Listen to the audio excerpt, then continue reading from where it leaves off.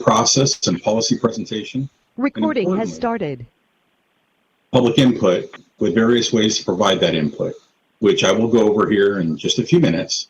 But first, allow me to introduce Sacramento County's Acting County Executive Officer, Ann Edwards. Ann?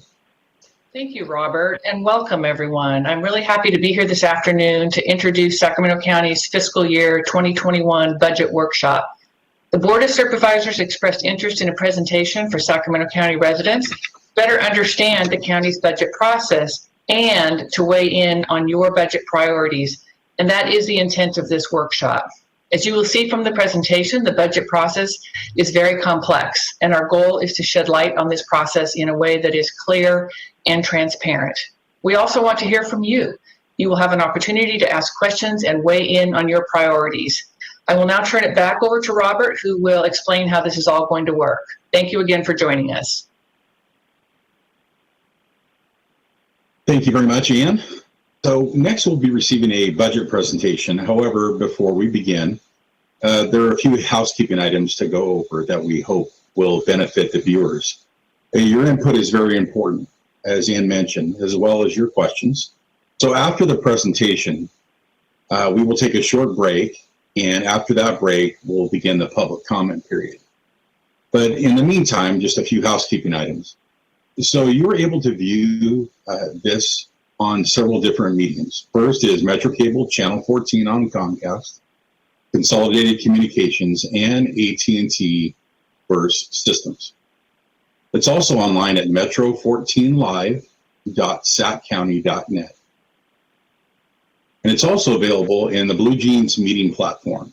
Refer to the login information listed on the workshop flyer, which you can access by going to Sacramento County's homepage. So we will be taking verbal comments after the presentation, and you can do that by dialing the following number. And we'll mention this to you again. The number is 916-875-2500. And if you follow the prompts, you'll be placed in the queue.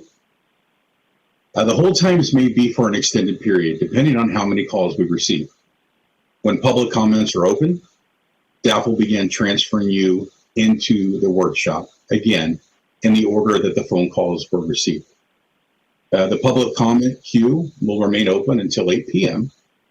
or until there are no public communications in the queue, whichever is first. Each caller will have 2 minutes to make a comment.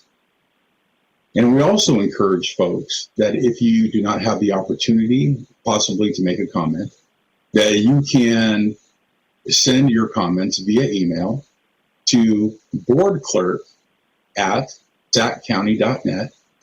Again, that's boardclerk@saccounty.net. Or you can mail them to 700 H Street, Suite 2450, Sacramento, California, 95814. I want to remind everybody about the phone number to call in. Again, it's 916-875-2500. We'll be reminding folks of that number once the presentation is over. So, having said that, we are going to move forward, and I would like to turn it over to Britt Ferguson, who is the Interim Chief Fiscal Officer for Sacramento County. Britt? Thank you, Robert, and welcome to all of you who are tuning in. I'm pleased to be here this afternoon and then going into this evening to talk about the county's budget process. We don't really often get an opportunity to talk to the public about the county budget process, and I know many of you are really here to express your comments on the county's budget priorities, but it was felt that it was important that you have some understanding of the budget process to help you become essentially better consumers of budget information. So with that in mind, I'm going to spend the next hour to maybe up to 2 hours going through different elements of the budget process, really with the hope of accomplishing 3 things. The first is, if we could go to the next slide, please.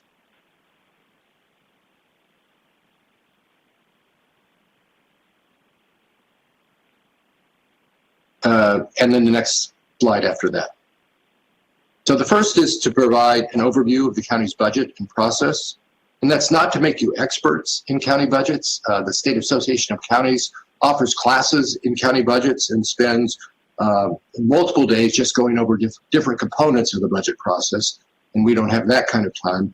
But as I said, it is to give you enough information about what a budget is and how it is developed so that you can be better consumers of that information and more effectively engaged in the budget process. If we could have the next slide, please.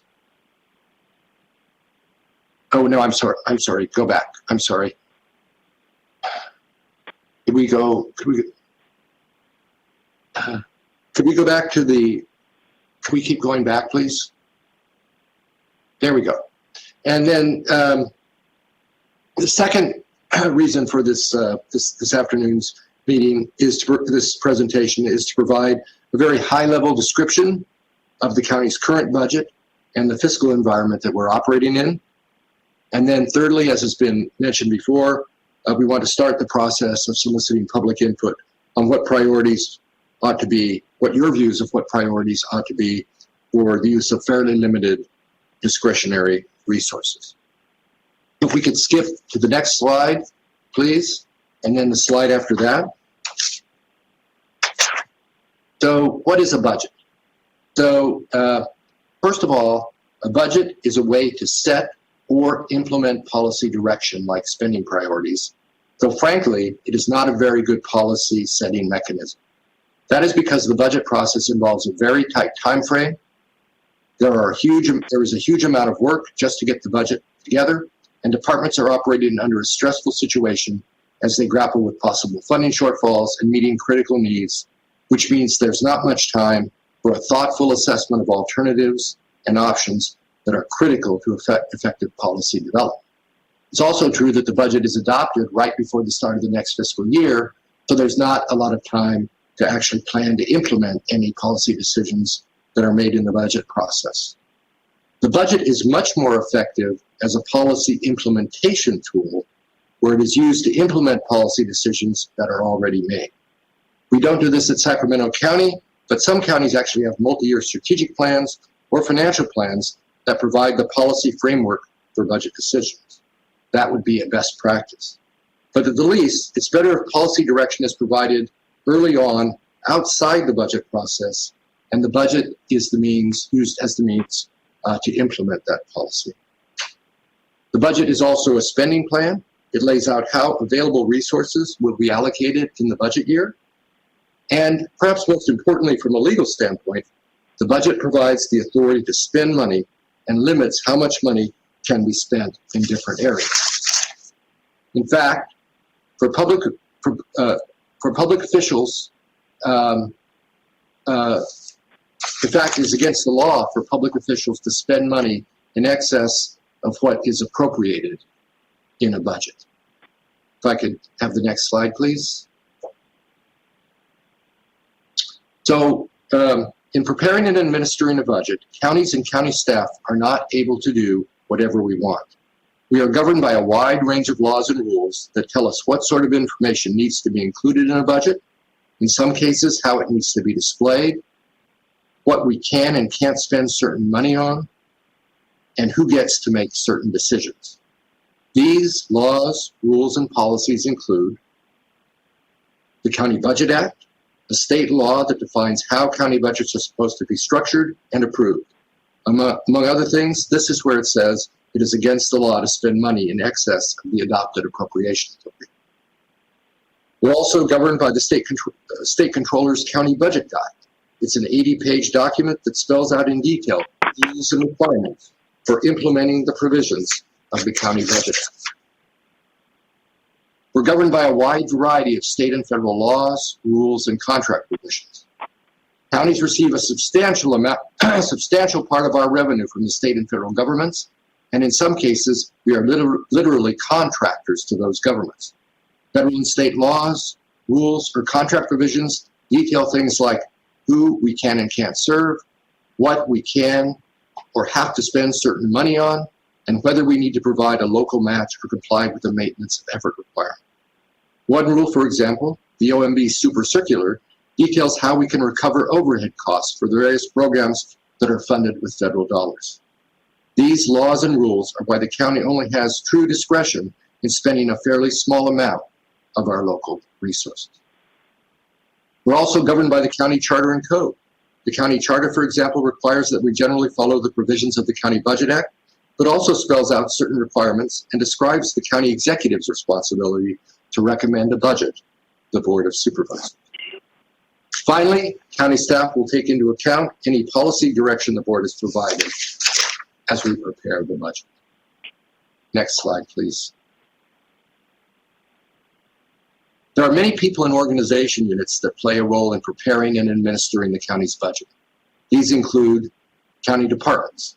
The county has approximately 25 separate departments responsible for providing services in a wide variety of areas. Each department is responsible for preparing and justifying a requested budget for the coming fiscal year and monitoring revenue and expenditures during the fiscal year. All departments have fiscal staffs who are expected to be experts in the revenue and expenditure issues associated with their departments and who work with department management and the county budget office in preparing departmental budget requests.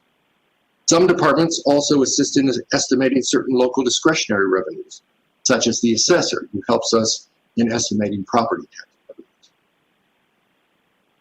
The Office of Budget and Debt Management is a division of the County Executive Office that is responsible, among other things, for developing fiscal policies, the recommendation to the Board of Supervisors, preparing discretionary and semi-discretionary revenue projections, and I'll talk more about these later, providing budget instructions to departments to guide them in preparing their requested budgets, including, in some cases, budget targets, reviewing and making recommendations regarding departmental budget requests, and working with departments to monitor the budget status throughout the fiscal year.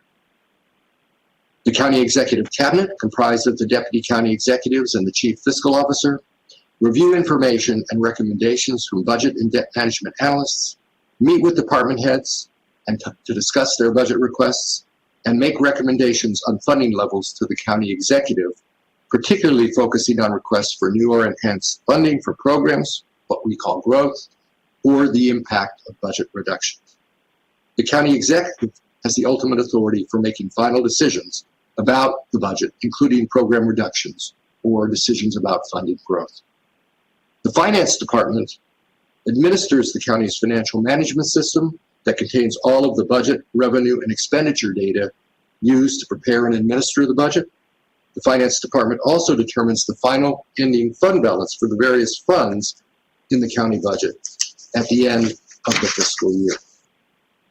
The Board of Supervisors provides policy direction and reviews the county executive's recommended budget, makes any revisions it deems appropriate, and ultimately adopts the budget that provides expenditure authority for the fiscal year. And finally, of course, the public influences budget decisions by contacting board members to express their views, commenting at public meetings, and other efforts to make their views known to the board about what their priorities are. Next slide, please. Oops, could we go back one slide? I'm sorry.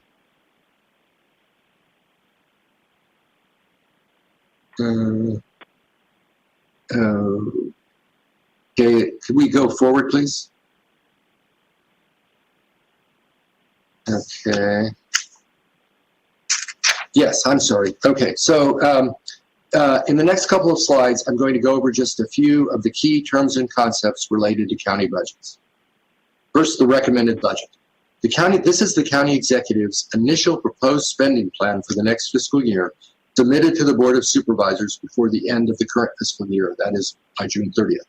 It is available for review 10 days prior to the board meeting at which it is considered for approval. The approved recommended budget or approved budget is the recommended budget as revised and approved by the Board of Supervisors by June 30th. It authorizes spending for the first 3 months of the new fiscal year until the board formally adopts the budget. The revised recommended budget is the approved recommended budget revised to include the county executive's proposed changes, reflecting things like actual fund balance numbers, changes in the state budget, and other revisions. This will also be made available to the public 10 days prior to budget hearing. And finally, the adopted budget is the budget formally adopted by the Board of Supervisors following public hearings in September. It is the revised recommended budget as revised by board actions at the September budget hearings. Next slide, please.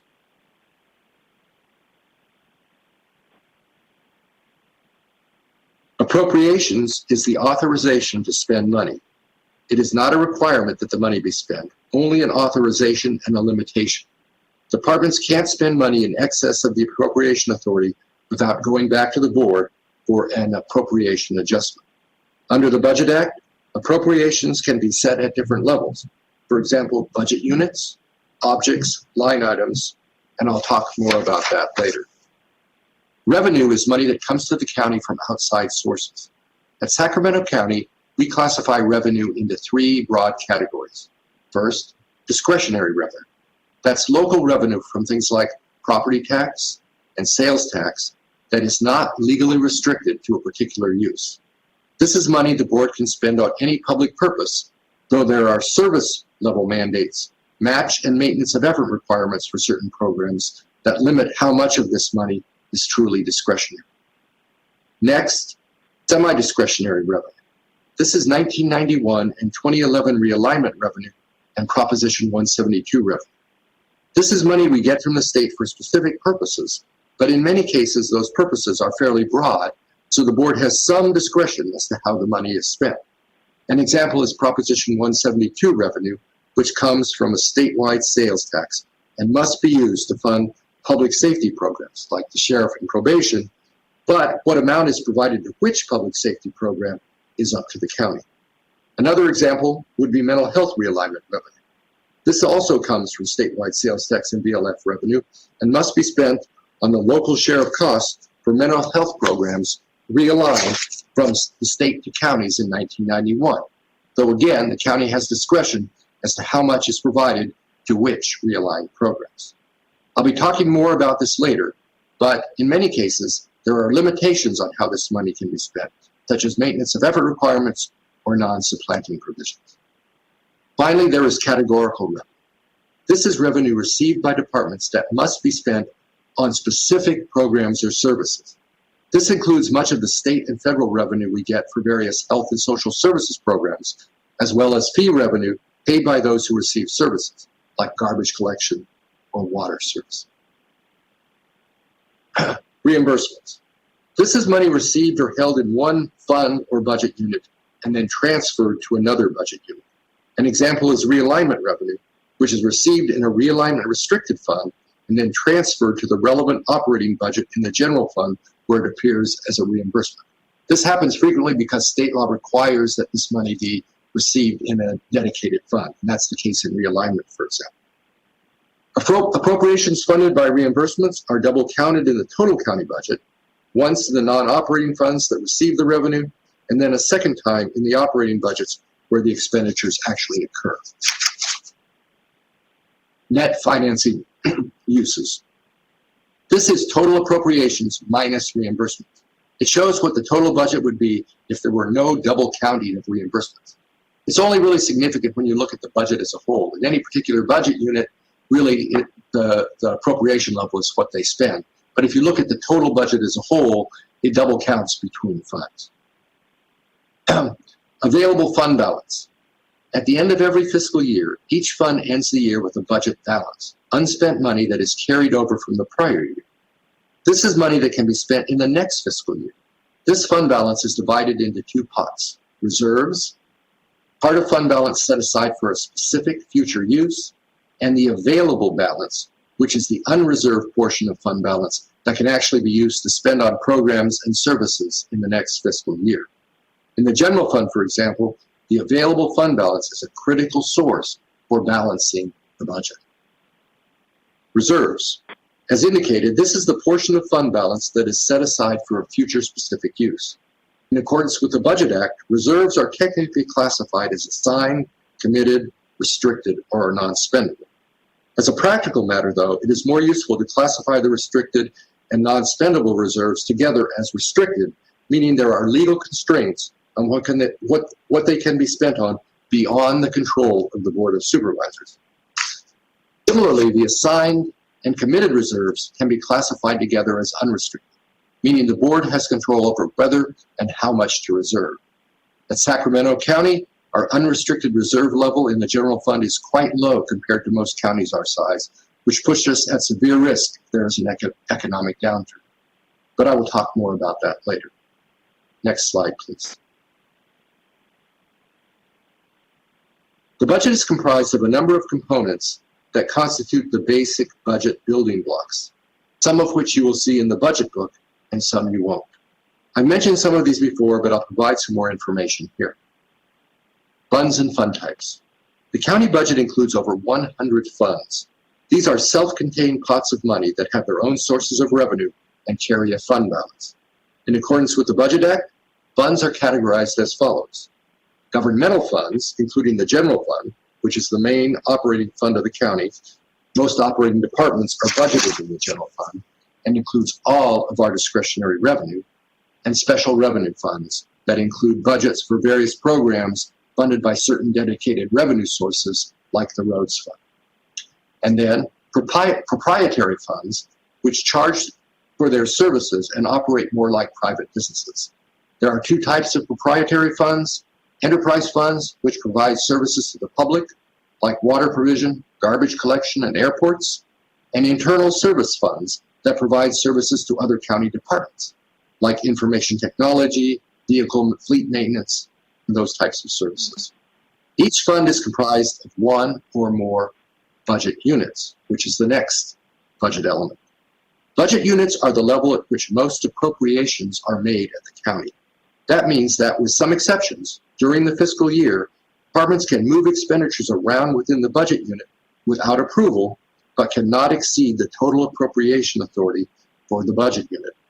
One exception is that salary and benefit costs are appropriated at the object level, and therefore moving appropriations from salary and benefits to another object, like services and supplies, requires board approval. Budget units often correspond to departments, but in some cases a department will have multiple budget units.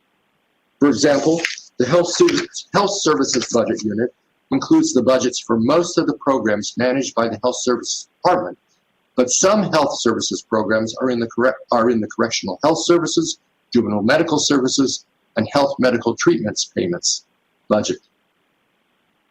Programs. Programs are discrete accounting units with expenditures and revenues that a budget unit is divided into. Often, for a large department, each operational division has a separate program. For example, in the Health Services Budget Unit, the Health Services Budget Unit includes 5 programs: public health, mental health, primary health, substance abuse prevention and treatment, and administration and fiscal services. Fund centers. Fund centers are also discrete units of expenditures and revenues that a budget unit is divided into. Sometimes a fund center is the same as a program, and sometimes a program includes multiple fund centers. Fund centers do not appear in the budget document, but are in the county's financial management system and are used to track revenue and expenditures at the sub-budget unit level. Objects are groups of line items and accounts like salaries and employee benefits, services and supplies, equipment, and other charges. And finally, accounts, also called line items or sub-objects, are the lowest level at which we budget for and track revenues and expenditures. Examples would include things like regular salaries, retirement costs, employee health insurance, office supplies, and professional services. Like fund centers, these do not appear in the budget document, but are in the financial management system. If I could have the next slide, please. I put together this list to try and give you a flavor of some of the issues we grapple with as we craft the budget for the county each year. First of all, municipal versus countywide services. You can slice the services we provide at the county in a number of different ways, but one of the main distinctions is the difference between what we call municipal services, that is, services we provide only to residents of the unincorporated area of the county, like sheriff patrol, planning, code enforcement, housing for the homeless, animal care, water service, garbage collection, road maintenance, and services we provide to residents whether they live in the unincorporated area or cities, like corrections, prosecution, and our health and human services programs. Some of the municipal services are funded by dedicated revenue, like user fees or gas tax revenue, but some are funded by discretionary resources. This is an issue for us for two reasons. First, we have such a large unincorporated area population.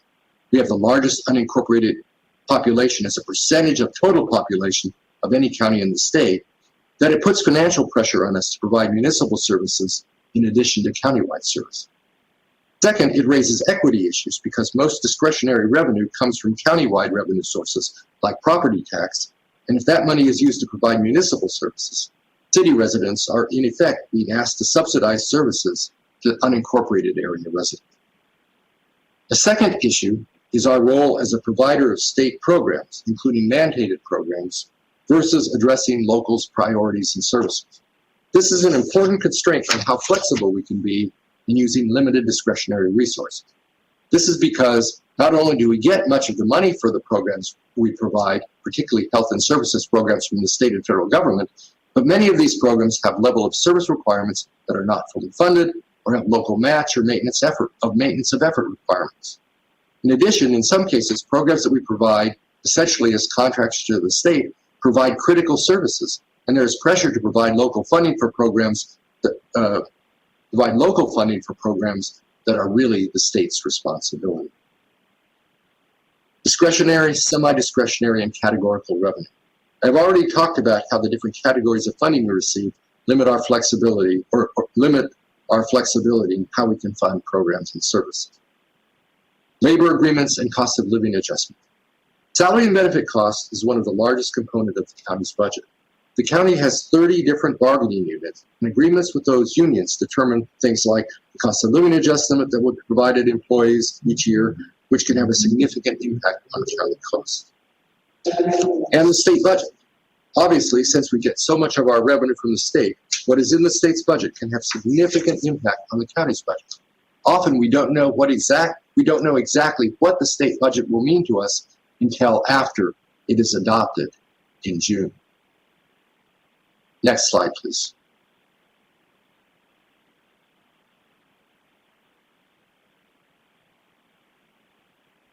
As previously indicated, every year the county produces 3 budget documents: the recommended budget, the revised recommended budget, and the adopted budget. The adopted budget reflects decisions that have already been made. The other 2 documents, however, are proposals to the Board of Supervisors that many of you watching have probably reviewed prior to budget hearings in June or September. The recommended and revised recommended budget documents include different information, but the basic format is pretty similar. Next slide, please. The budget document starts with the county executive's budget message. This message is written in such a way that if someone reads nothing else, it should provide a pretty good explanation of what is going on with the budget. The budget message includes a letter that summarizes key issues in the budget and is followed by a number of attachments, including one that describes any program reductions being proposed, one that discusses new or enhanced programs, again, what we call growth, one that summarizes all funds or total county budget, one that summarizes what is happening with the general fund budget, and in the recommended budget, one that describes the economic and fiscal context for the budget. Next slide, please. The heart of the budget document are the budget unit related pages. Here is an example of some of the pages for the Health Services Department to illustrate what the pages look like. The first page for a budget unit shows a very simplified organizational chart for the relevant department, history of full-time equivalent positions, and pie charts that summarize expenditures by object and revenues by major source. Next slide, please. Then there is a page that shows the total budget for the budget unit by program. You'll recall I mentioned what programs are for the current fiscal year, and in this case, because it is from the revised recommended budget, the approved recommended budget amount, the revised recommended budget amount, and the difference between the last two. In the recommended budget, it shows the difference between the adopted budget for the prior year and the recommended budget for the coming fiscal year. It also summarizes the revenue, reimbursements, and net county costs, which is discretionary funding for those different budgets. Next slide, please. There's also a page that breaks out the budget unit by expenditure and revenue object. You recall objects are things like salary and benefits, services and supplies. And as you can see, it shows reimbursements, net financing uses as well. There is also a write-up that explains significant changes in the budget. Next slide, please. After the pages for the budget unit as a whole, there are then pages for each program. In this case, as an illustration, it shows the mental health program, one of the programs in the health services budget. Again, this shows appropriations, reimbursements, and revenues by object and net county costs. There is also an explanation for major changes in funding for that program, although that's not shown on this PowerPoint presentation. Next slide, please. And for each program, there is a list of recommended growth. Again, new or enhanced programs, and an explanation of what that growth entails. So there's, for each program, people can look and see all the new programs that are being proposed, the dollar amount, and what that will be, what that will involve, whether the funding comes from revenue or comes from net county cost or realignment or Proposition 172. Next slide, please. Each budget unit also has a page that shows all of the positions included in that budget unit and the salary range for those positions. Next slide, please. In addition to the budget unit pages, another section of the budget book are the state summary schedules. These are a series of schedules required by the Budget Act that summarize all of the activities in the different funds, including providing fund balance estimates, what's reserved, what reserves are being canceled, and the ending available fund balance. One of the important things that this section shows is how the budget for each fund, including the general fund, is balanced. That is how total financing sources equals total financing uses, as highlighted here in red on this slide. Next slide, please. Preparing the county's budget is a year-long process that has to move on a pretty tight time frame if all of the required information is going to be gathered and analyzed, decisions made, and documents prepared in time to meet deadlines imposed by the County Budget Act. Next slide, please. There are 5 main components of the county's budget process, some of which I have mentioned before. First, internal services departments like personnel, finance, general services, information technology prepare their budgets and identify the costs that will be allocated to other departments. Then the recommended budget is prepared, hearings are held in June, and the recommended budget is approved. Next, the county's books close at the end of June. The revised recommended budget is then presented to the board for hearings in September and adopted. Then there are a number of post-adoption actions like accrual reconciliation. Accruals are where we estimate when we estimate how much revenue and expenditures that will actually come in or occur in the following fiscal year need to be accrued back into the previous fiscal year, and that's a technical accounting process that we go through after the books close. And then there are monthly, mid-year, and third quarter fiscal monitoring that occurs during the year, along with any needed budget adjustments. The mid-year or second quarter fiscal review is particularly important because we base our estimate of any available fund balance for the general fund and other funds on the information provided in that review. That fund balance, as I noted, is an important resource for balancing the upcoming fiscal year's budget.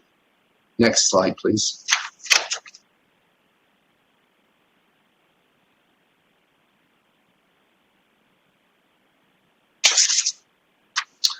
I'll lead you through the budget preparation process in just a minute. But first, 5 key aspects of that process. The first is budget instructions. These are issued annually by the Office of Budget and Debt Management and provide detailed information on how to the departments on how the budget is to be prepared and how to use the county's automated budget system called BFM. I mentioned earlier that internal services departments prepare their budgets and identify costs to be charged to all of the operating departments. These charges are put together in a document called the Allocated Cost Plan and automatically populate the relevant line items in departmental budgets. Base budget, additional growth requests, and reduction scenarios are three key elements of a department's requested budget. Departments start by preparing a base budget, which is the budget year cost of current staffing and programs. So, for example, if employees are scheduled to receive a 2% cost of living adjustment, the base budget will reflect a 2% increase in salary and benefit costs. For entitlement programs like foster care, general assistance, child works, the base budget would be adjusted to reflect caseload changes or estimated caseload changes, changes in the benefit level, or changes in local share of cost requirements. In addition to the base budget, departments also submit additional growth requests, which are requests for new or enhanced programs above the base level. In some cases, these requests are funded by categorical or dedicated revenue, in which case they are called funded growth requests. In other cases, departments are requesting discretionary funding, that is net county cost, or semi-discretionary revenue funding for their growth requests. These are called unfunded requests. In a typical year, we receive unfunded growth requests that are tens of millions of dollars higher than the amount of discretionary or semi-discretionary resources available to fund those requests. As a general rule, the county does not backfill reductions in categorical revenue with net county costs or semi-discretionary revenue.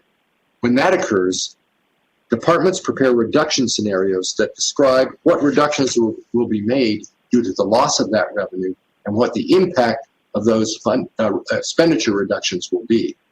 Departments also prepare reduction impact scenarios if they have to make reductions to come in within a net county cost target, which is the next bullet. In some years, when the fiscal situation is looking to be difficult, the larger general fund departments are given a net county cost target that is often their current year net county cost allocation, or it could be more or less.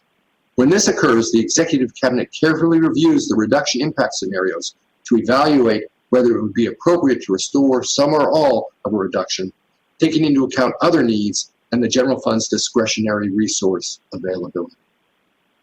Finally, when the Budget Office issues budget instructions, we also provide budget year salary and benefit cost estimates for all existing positions, reflecting assumptions about cost of living adjustments, retirement, and other benefit cost increases.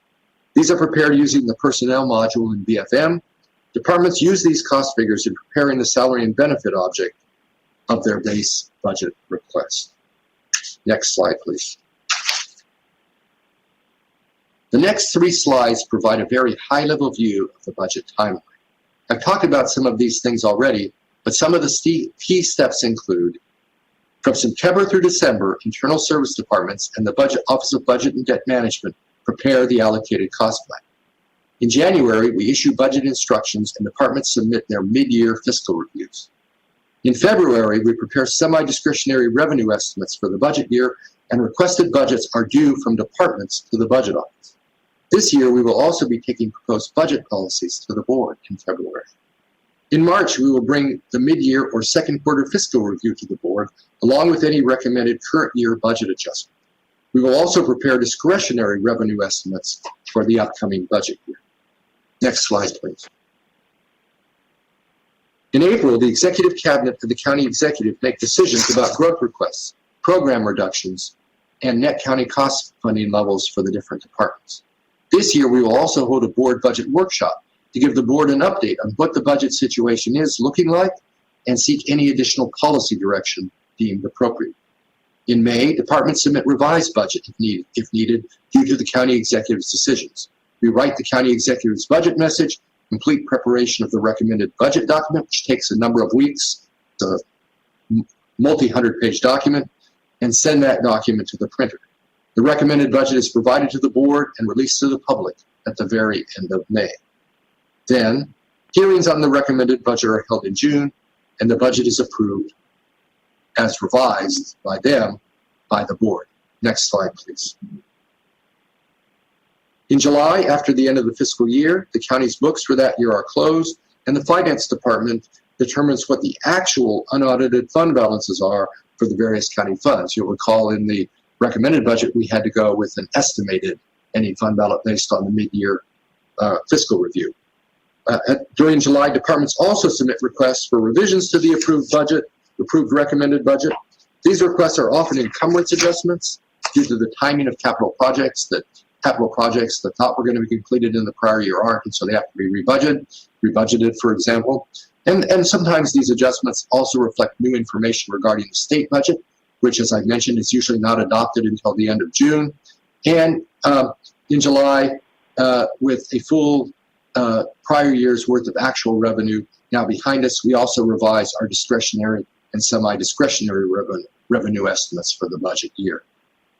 In August, the County Executive Cabinet and County Executive make decisions on departments' requested budget revisions to the approved budget. Departments revise their budgets accordingly. The revised recommended budget document is finalized and sent to the printer. And at the very end of August, the revised recommended budget is provided to the board and public. And finally, in September, the board holds hearings on the revised recommended budget and adopt the budgets. And then the budget process for the next fiscal year starts all over again. Next slide, please. For the remaining part of this presentation, I'm going to provide some information on the county's current budget and our fiscal situation as we prepare for the 21-22 recommended budget. Next slide, please. There are a lot of different ways to look at the county's budget. This diagram lays out the basic fund structure. As you can see, the county's all funds budget totals approximately $6.41 billion, comprised of enterprise and special revenue funds totaling $2.499 billion, the general fund totaling basically $3 billion, and restricted funds, which, as I mentioned, receive revenue, including semi-discretionary revenue, and transfer it out to operating budgets in the general fund, totaling $875 million. Next slide, please. This is a different way of looking at the all funds budget. It shows that out of the $6.4 billion budget, approximately $4.8 billion, or 74%, are part of operating budgets. Approximately $1.2 billion, or 19%, are non-operating budgets. This includes budgets like the restricted funds, where the money is transferred to the operating budgets. $202 million, or 3%, are capital budgets. $180 million, or 3%, are part of budgets for governments that are legally not part of the county, but where the Board of Supervisors serves as the governing body, or where we are required to include funding for all or part of their program in our budget. And that includes funding for certain park districts that are separate government entities, the sewer district, and certain other government agencies. And $84 million, or 1%, are the budgets for infrastructure and facility financing districts, like community facility districts, where properties are assessed to pay for infrastructure as part of development projects. Next slide, please. And this is yet another way of looking at the all funds budget, by what we call functional areas, which reflect the general type of services provided. When looked at this way, you can see that the largest component of the county's total budget, $1.76 billion, or 28% of the total budget, is health and human services. This includes departments or programs like health services, including public health and mental health, welfare services, adult protective services, environmental management, in-home supportive services, child support services, various homeless services programs we provide, various assistance programs such as CalWorks, food stamps, general assistance, and foster care. That this is the largest functional area is not surprising, since many of the programs we provide on behalf of the state fall into this area. The second largest functional area is public safety and justice, at basically $1 billion, or 17% of the total budget. This includes department and programs like the sheriff, both corrections and patrol and investigations, probation, the district attorney, certain funding for the courts, correctional health services, and the public defender. That this is the second largest functional area is also not surprising. Law enforcement and prosecution has been a core function of county since the state was admitted to the Union in 1850, and has always been primarily a local funding responsibility. The next largest functional area is land use, development, and transportation at $801 million, or 12% of the budget. This includes departments and programs like planning, the transportation department, including road maintenance, code enforcement, and airports. And all of the other functional areas together are less than 10% of the total county budget. Next slide, please. Turning now to the general fund budget, which again includes most of the county's operating departments and is where local discretionary resources are budgeted. It is useful to compare funding for the different functional areas here to what we saw in the all funds budget. The general fund budget totals approximately $3 billion, and you can see that while the total amount of funding for health and human services is pretty close to the same as the all funds budget, $1.73 billion compared to $1.76 billion, health and human services programs represent 56% of the general fund budget compared to only 28% of the total budget. Similarly, the total amount of funding for public safety and justice is the same in the general fund budget as the all fund budgets, but this functional area is 34% of the general fund budget compared to only 17% of the all funds budget. On the other hand, the general fund includes only $22.6 million in the land use, development, and transportation functional area, 1% of total appropriations, compared to $801 million or 12% of the total county budget. This reflects the fact that many of these programs are budgeted in special revenue or enterprise funds that are financed with dedicated revenue like gas tax, special assessment, or fees for service. Next slide, please. I've mentioned some of the different categories of revenue the county gets, and this slide shows how much of the general fund budget is funded by these different categories. The largest share of the general fund budget, $1.2 billion or 39% of their budget, is funded by categorical or dedicated revenue that departments receive for their various programs. Some of this is fee revenue, for example, in planning, but the bulk of it is federal and state revenue that counties receive primarily to fund the multitude of health and human services programs we provide. The next largest funding source for the general fund budget, $856 million or 28% of the budget, is what we call net county costs. This represents the discretionary resources, discretionary revenue, and available fund balance that is allocated to different departments or programs. And the third largest funding source at $721 million or 23% of the budget is the semi-discretionary reimbursement, realignment, and Proposition 172 revenue that I talked about before. This funding goes mostly to health and human services programs, but also to a lesser extent to public safety and justice programs. Next slide, please. The last slide showed the share of the general fund as a whole funded by the different funding sources. As I have suggested, however, the different functional areas each have a different mix of funding sources. This slide shows the funding sources for each functional area. I won't go through all of these, and I know they're a little difficult to see, but just to illustrate, for public safety and justice, 58% of the funding comes from net county costs. 21% comes from semi-discretionary reimbursements, mostly Proposition 172 and community corrections realignment, and 18% comes from categorical revenues like grants. In health and human services, on the other hand, 53% of the funding comes from categorical revenue, 28% from semi-discretionary reimbursements, the various realignment categories, and only 8% comes from net county costs. How much funding goes to a functional area from the different sources is partly a result of local priorities, but it is really more a function, as I suggested earlier, of the nature and history of the programs in those functional areas.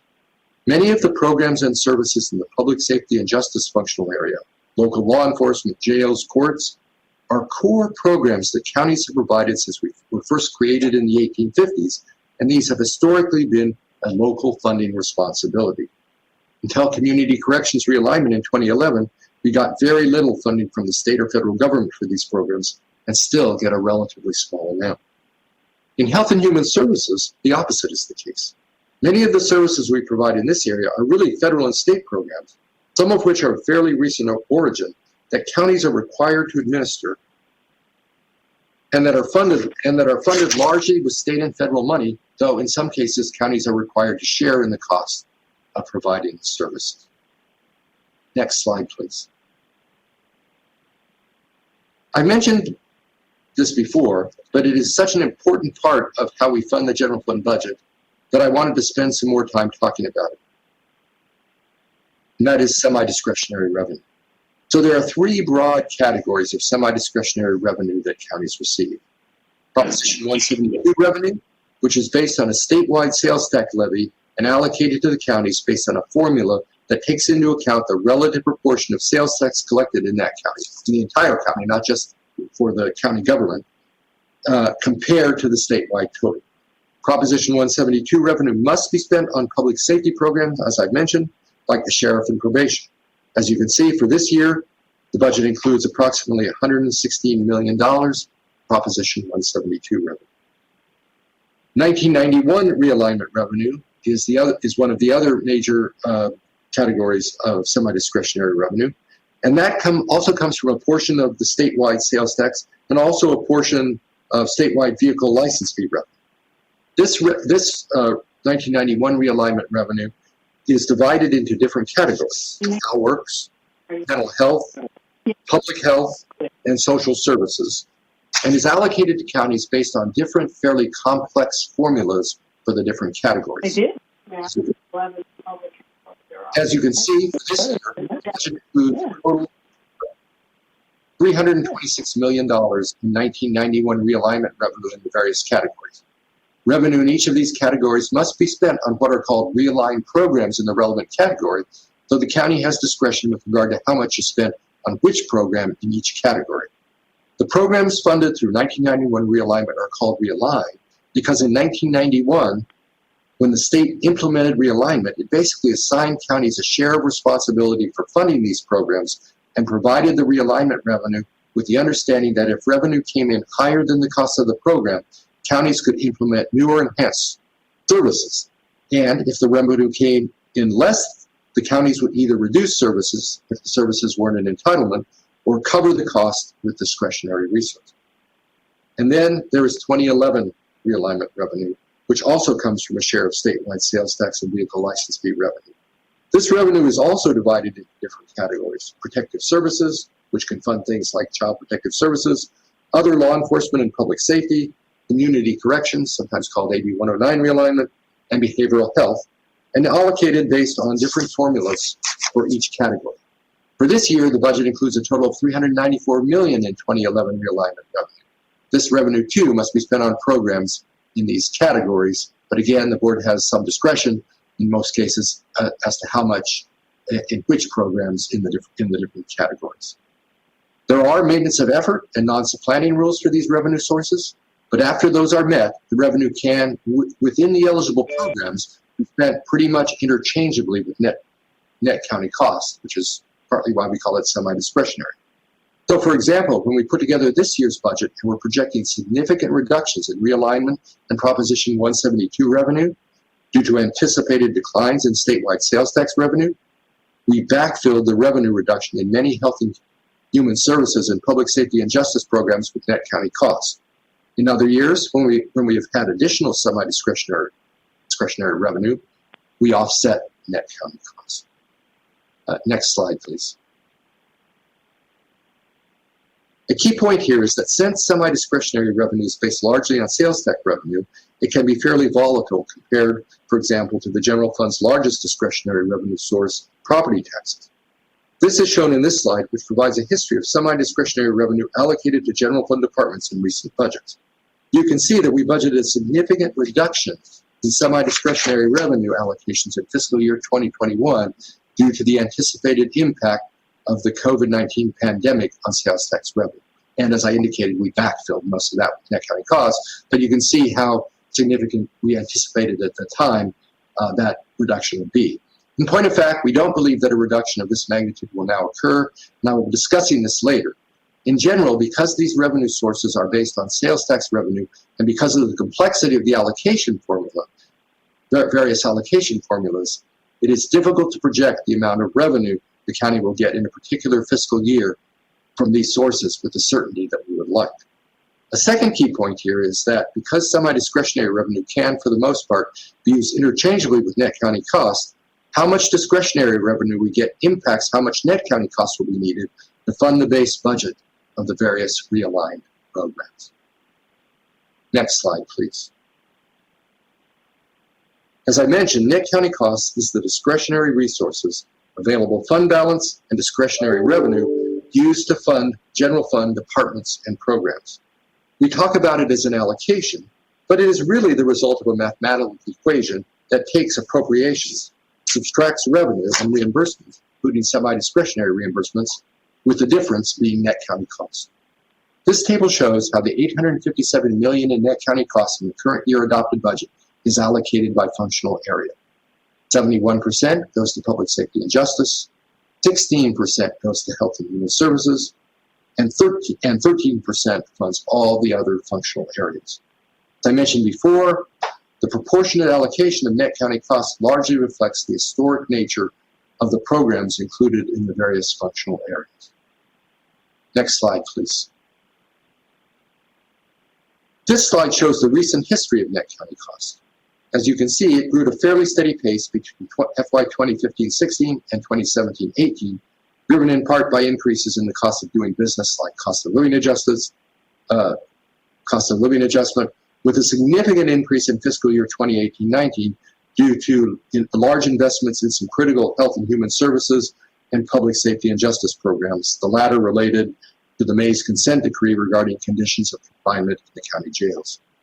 Then in fiscal year 2019-20, there was a significant decrease. This was due primarily to the use of $140 million in coronavirus relief fund revenue to offset salary and benefit costs of existing public health and safety employees in that year, and the receipt of approximately $32 million in state realignment backfill revenue. In other words, it wasn't that our expenses actually went down, it was that we got offsetting revenue by holding expenses constant. Next slide, please. If net county cost is one side of the equation, the other side is discretionary revenue and reimbursements.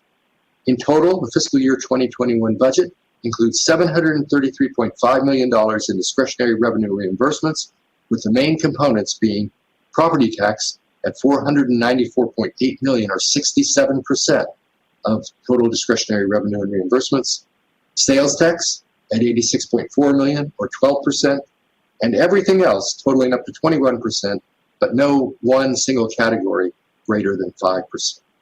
Next slide, please. Here you can see the last 5 years' history of discretionary revenue with the most recent actual discretionary revenue, with the most recent year being 2019-20, and then going back to 2015-16. If you look at that, it's been growing at an average rate of about 4%, driven largely by increases in property tax revenue, which are still, and we've still been climbing out of the impact of the Great Recession. All these years later, we still have properties in decline in value status, and so we're still recovering from the significant reduction in property taxes that occurred back in those years. But that's about a 4% average increase in discretionary revenue over the last 4 years. Next slide, please. This table compares net county costs with discretionary revenues. As you can see, in each year except for fiscal year 2019-20, discretionary revenue exceeded net county costs by between 1% and 4%. In fiscal year 19-20, discretionary revenue exceeded net county costs by 12%. Again, this was not because discretionary revenue increased significantly, basically stayed the same. It was because net county costs decreased due in large part, as I mentioned, to the use of coronavirus relief fund revenue to offset salary and benefit costs for existing employees and the receipt of the state realignment backfill revenue. Next slide, please. The difference between actual net county cost and discretionary revenue determines the general fund's ending fund balance. This slide shows the recent history of that fund balance, split between restricted reserves, unrestricted reserves, and the available balance. The available balance is in the green. As you can see, up until fiscal year 2018-19, that balance was growing at a reasonable rate, but not necessarily a particularly robust rate. Then in fiscal year 2019-20, it rose dramatically due, as noted, to the one-time infusion of coronavirus relief fund revenue to cover existing salary and benefit costs and the receipt of the state realignment backfill revenue. Next slide, please. One of the critical factors in ensuring fiscal sustainability for a local government is maintaining an adequate general fund balance. an adequate unrestricted general fund balance. This is because that money can be used to cushion the impact of economic downturns or to deal with emergencies that may arise in an economic downturn. You can use that to sort of glide into the downturn rather than have to make dramatic cuts and weather things like what happened with the pandemic. One way to determine what a healthy fund balance should be is to look at best practice suggested by professional organizations. For example, the Government Finance Officers Association, or GFOA, which is comprised of the chief financial officers from states, counties, and cities throughout the country, recommends that local government general funds maintain a discretionary fund balance that is at least equal to 2 months or 16.6% of annual revenue. Suggested by Another way professional organizations. For example, the Government Finance Officers Association, or GFOA, which is comprised of the chief financial officers from states, counties, and cities throughout the country, recommends that local government general funds maintain a discretionary fund balance. Another way to determine what a healthy 2 fund months balance or is to look at 16.6%. comparable jurisdictions. In Sacramento County's case, we routinely compare ourselves to the 11 largest counties in the state, besides us, for a total of 12. And this table compares our discretionary fund balance at the end of fiscal year 2018-19 for those counties. As you can see, as of June 30th, 2019, our general fund's ending discretionary balance was about 3% of revenues. Remember, the GFOA recommends about almost 17%. Our comparable counties range from a low of 10% to a high of 65%, with an average of about 31%.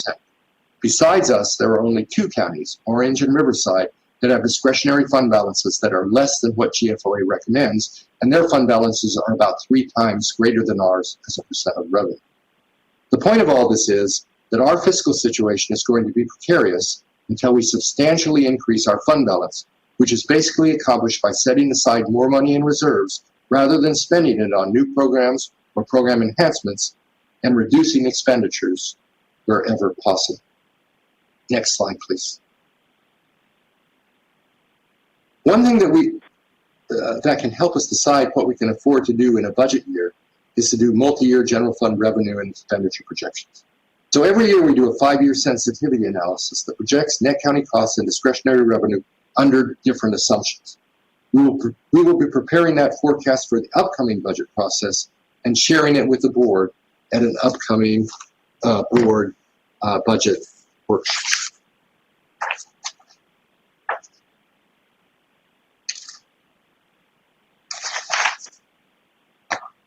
Finally, what I want to close with here are a list of some of the opportunities and risks that we are facing as we prepare the fiscal year 2021-22 recommended budget. Next slide, please. First, some major potential opportunities or positives. As I indicated earlier, sales tax-based revenue, which is our local Bradley-Byrne sales tax, realignment, Proposition 172 revenue, we believe is likely to be higher than the fiscal year 2021 adopted budget amounts in both this fiscal year 21-22 or 2021 and 21-22. We, like most other counties and cities in the state, like the state itself in terms of their projections for the state sales tax revenue, significantly overestimated what the negative impact would be of the pandemic on sales tax revenue. So we expect to see more sales tax revenue this year and likely more sales tax revenue next year. We're still doing our mid-year review for this year and projections for next year. We expect to see significantly more than we budgeted for this year, which is a positive thing. Also, the CPI, or Consumer Price Index, is low, running less than 1%. And again, that impacts things like cost increases for salary and benefits. It impacts things like contract cost increases and other increases for providing services. All of the county's agreement with our 30 bargaining units expire at the end of this fiscal year, which gives us an opportunity to negotiate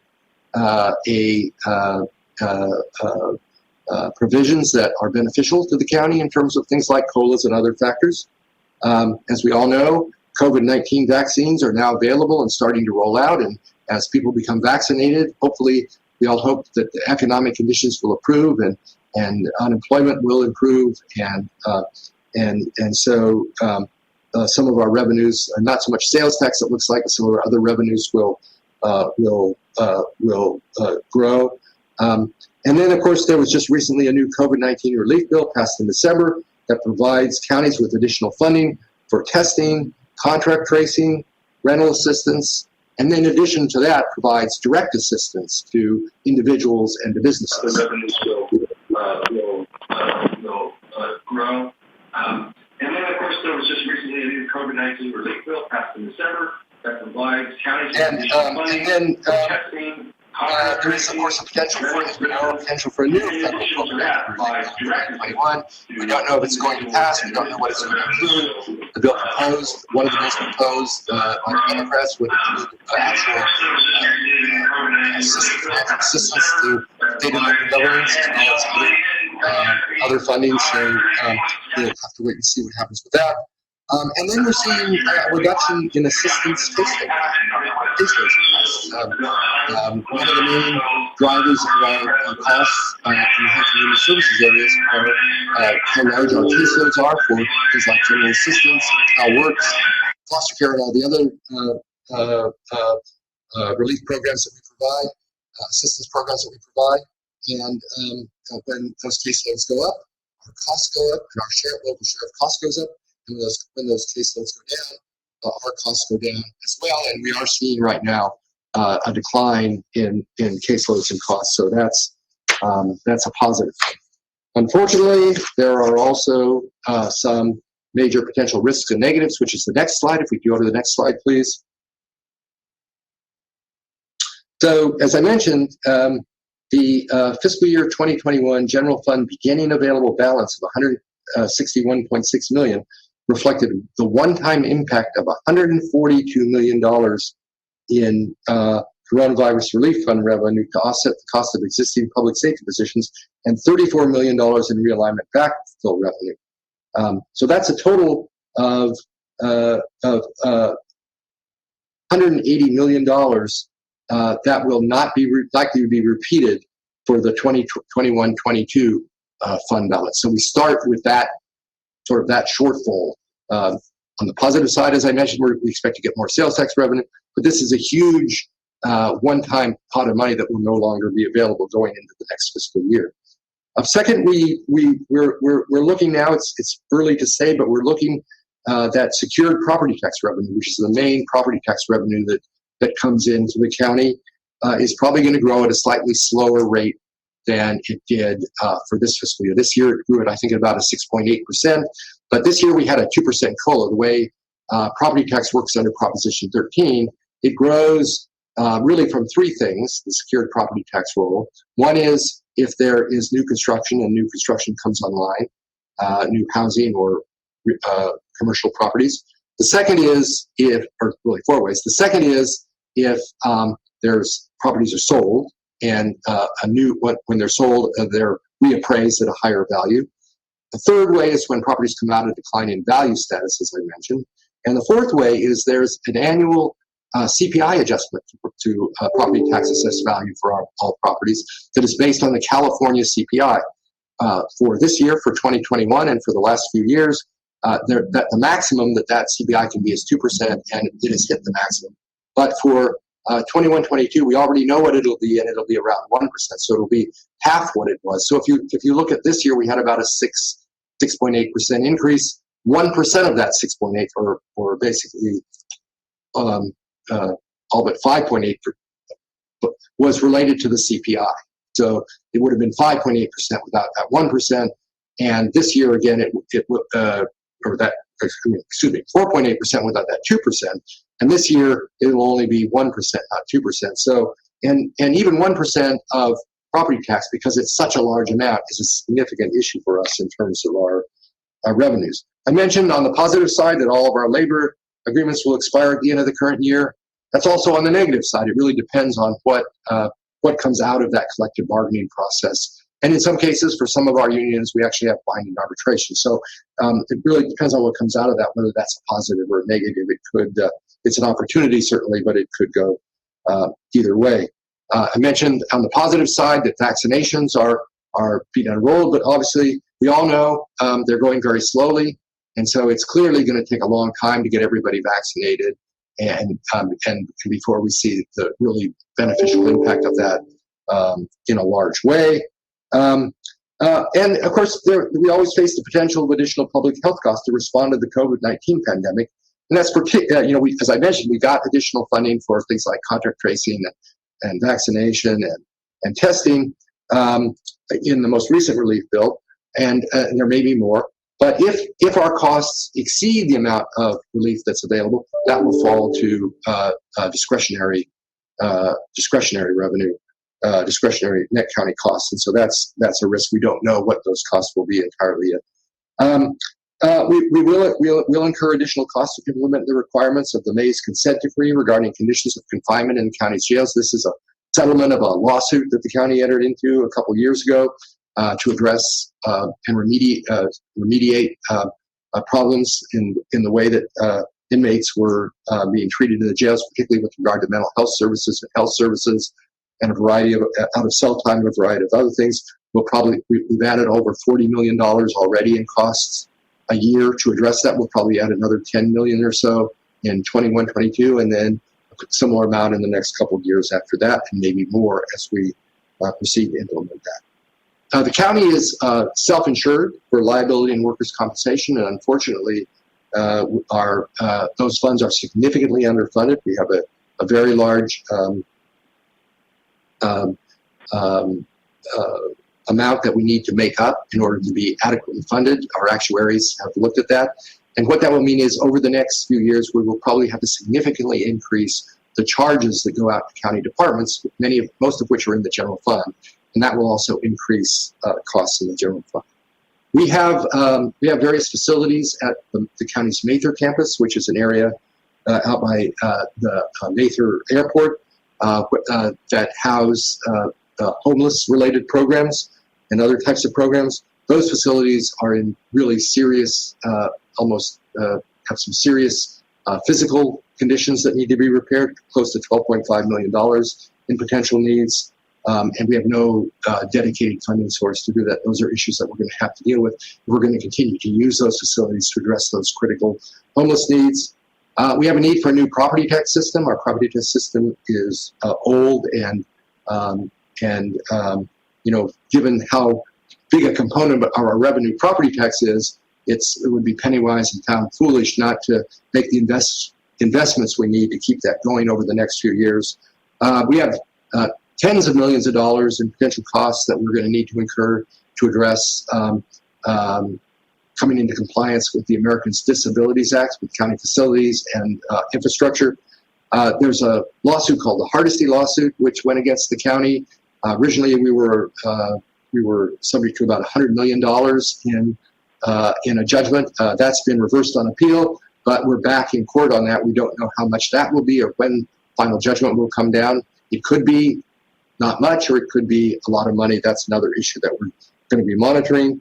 And then, as I mentioned earlier, our general fund balance is not as healthy as it should be, and particularly over the last couple of years, we've had limited or declining unrestricted general fund reserves, both for this year, 2021, and in fiscal year 1920. We had to cancel reserves, our limited general fund reserves, in order to balance the budget, and we need to build and restore those reserves to a healthy and prudent level. So next slide, please. So Robert already mentioned this, and he'll mention it again, but I'll just remind everybody.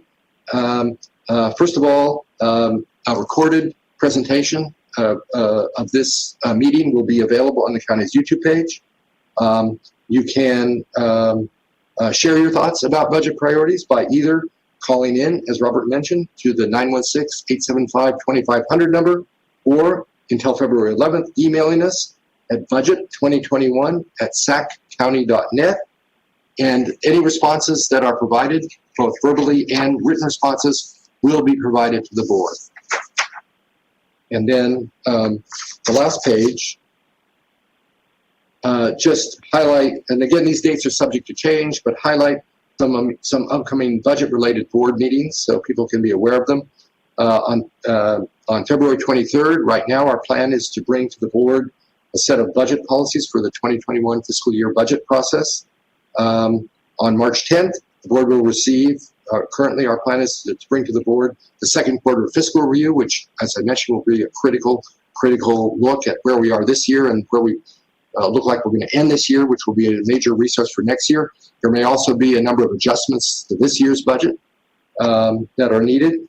On April 7th, there'll be again, tentatively. Currently, our plan is for the second quarter fiscal review, which A board budget workshop, where we'll give the board an update on the budget situation and suggest possible revisions to budget or need for possible revisions to board budget policy direction if we think that's warranted. And then on May 28th, the recommended budget will be released to the board and public.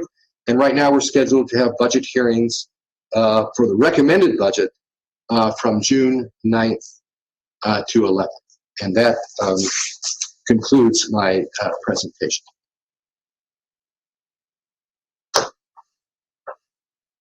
Well, Britt, thank you very much for your presentation. Very thorough, and certainly the county budgets are a year-long process, and for a lot of folks, a career-long process.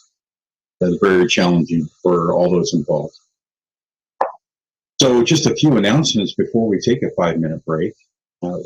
Just a reminder for those that are on the phone listening in, you also have the opportunity to view this workshop at Metro Cable Channel 14 on Comcast and AT&T Uverse Systems, online at metro14live.saccounty.net. And also on the flyer that was listed for this workshop, you can join in by clicking on the Blue Jeans link and just follow the prompts. Again, the number to call is 916-875-2500 and follow the prompts to be placed in the queue for phone calls.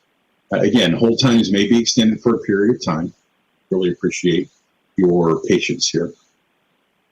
When public comments are open, staff will begin transferring you into the workshop. Keep in mind, we're going to remain open until 8 p.m.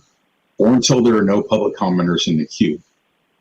And having said that, we will move forward. I did actually have one more item related to you can send your comments. And one of them is to budget 2021. PowerPoint, budget 2021 at saccounty.net or board clerk at saccounty.net. Again, budget 2021 at saccounty.net. Or board clerk at saccounty.net. And those are requested to be in by February the 11th. Having said that, we'll return shortly after a 5-minute break, and we will begin fielding phone calls. Thank you, everyone. 875-2500. Follow the prompts and you'll be placed in the queue. And hold times may be for a while, depending on how many folks are in the queue to provide comments today. So if I can ask the clerk's office to transfer the first caller. Follow the prompts and you'll be placed in the queue.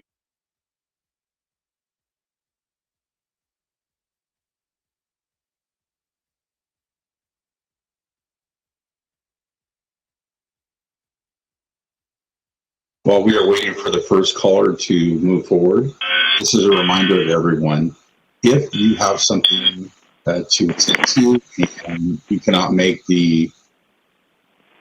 or stay on the line for the phone call, you can also submit your comments via email at budget2021@saccounty.net. We are waiting for the first caller to saccounty.net by February 11th. And Madam Clerk, do we have our first caller? Hi, caller. You have 2 minutes. Please start with your comments. Thank you. My name is Adriel Coro. I am a resident of District 5, and I also serve as the Policy Director for the Sacramento Housing Alliance. Budgets are a reflection of our values. Our comments today describe our recommendations for county funding priorities to ensure the county's budget reflects our values, priorities, and will advance equity. As a baseline, the county should ensure sufficient funding is allocated to support and lift up our most vulnerable residents. We will have more specific recommendations once an initial budget is presented, but for now we recommend the following.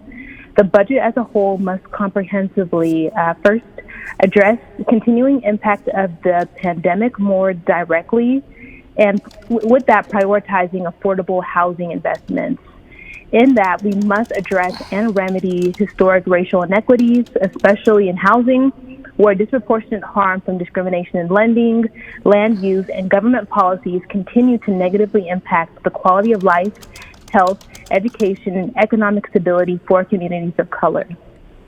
With that, there are now state guidelines to affirmatively further fair housing put in place to address these documented government acts that prevented communities of color from obtaining housing and economic opportunities. We must have a budget that invests in previously disinvested Black, Indigenous, Latinx, and AAPI communities. The budget must include significant investments in the rapid sheltering of people experiencing homelessness. This means funding shelter and warming centers sufficiently, allowing the elimination of temperature and other standards for opening, fund rehousing efforts to move people from emergency COVID sheltering to permanent supportive affordable housing, such as Project Home Key supports, keep people housed, which means expediting the provision of federal and state rental assistance funding, working with renters, nonprofit affordable housing providers, advocates, and the states to find solutions on rent that keep renters in their homes and out of debt, and sustain the financial stability of nonprofit affordable housing providers, which are shown to best support individuals with housing opportunities. And in that, we must also increase the amount of regulated affordable homes. Please wrap up your preservation. caller. Please wrap up your comments. Okay. Investments in affordable housing will support families and workers and ensure better health, education, and economic opportunities for all Sacramentans. Thank you. Thank you. Great. And Madam Clerk, if we can have the next caller, please.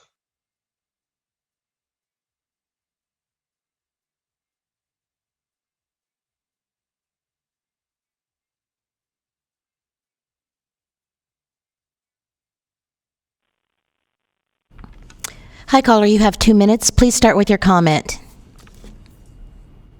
Thank you. My name is John L. Johnson. I have been a resident for 51 years in the county of Sacramento. I appreciate the opportunity of you allowing me, as well as other residents, to be able to voice their concerns about how our budget is spent. I don't envy you. You have a lot of fingers in the pie to take care of. Infrastructure, welfare, homeless, all kinds of things, including the police. And that is where I would like to focus on this evening. I have been accosted with a knife to my throat, had a home invasion while I was there with my wife, and believe me, when I called 911, I wanted to have a uniformed policeman there who could take care of any type of violence that still remained. It's obvious to me. All you need to do is check the stats to see that Sacramento, like many of the other cities, has had an increase of violence, whether it be rape or home invasion or murder, of around 23%. The public is demanding more transparency, and so another reason for us to go ahead and make certain that the police department have body cameras so that various problems that have developed might be able to be reviewed so that the public can be satisfied.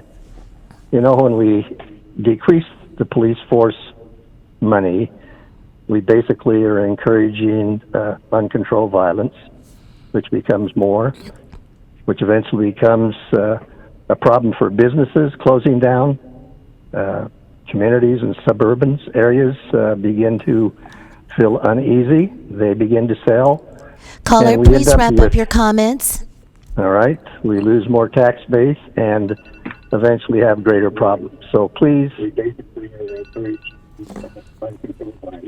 go ahead and fund the program fully. Thank you. Great. Thank you, caller. And I also wanted to mention again, that number to call in is 916-875-2500. I'd like to thank the first two callers for their comments and really appreciate you passing along the information. We know 2 minutes is not a lot of time, but we want to get to as many comments as possible. So I would remind you that you also have the ability to email those comments at the address I spoke up earlier, and we'll remind you of those. Madam Clerk, next caller, please. Thank you. Please send the next caller.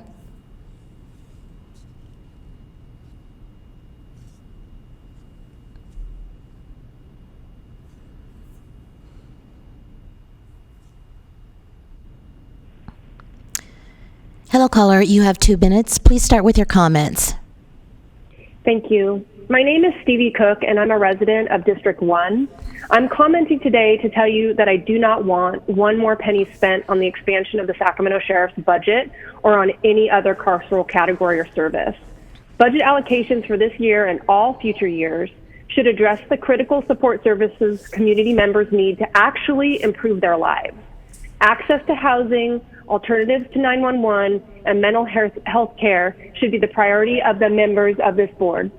You have done the right thing in offering this workshop as a move towards the participatory budgeting process. Beginning to do this, the people's work, instead of the bidding of law enforcement, is a step towards repair of the harmful and egregious actions due to the misallocation of the CARES Act monies by Nav Gill and shamefully allowed by your public body's clueless oversight. But this budget workshop is not enough. Members of this body resolved, minus Super Spreader Sue, that racism is a public health crisis. If this resolve was more than a performative act of puffery, then Sacramento County budgeting should center Black and brown lived experiences in this county first and foremost. Do the right thing and do your job as public servants. Serve the people, not the system that holds the people in harm's way. Thank you. Please send the next Thank you very much for caller. your comments. I apologize. Go ahead. That's okay. Thank you very much for your comments. Next caller, please.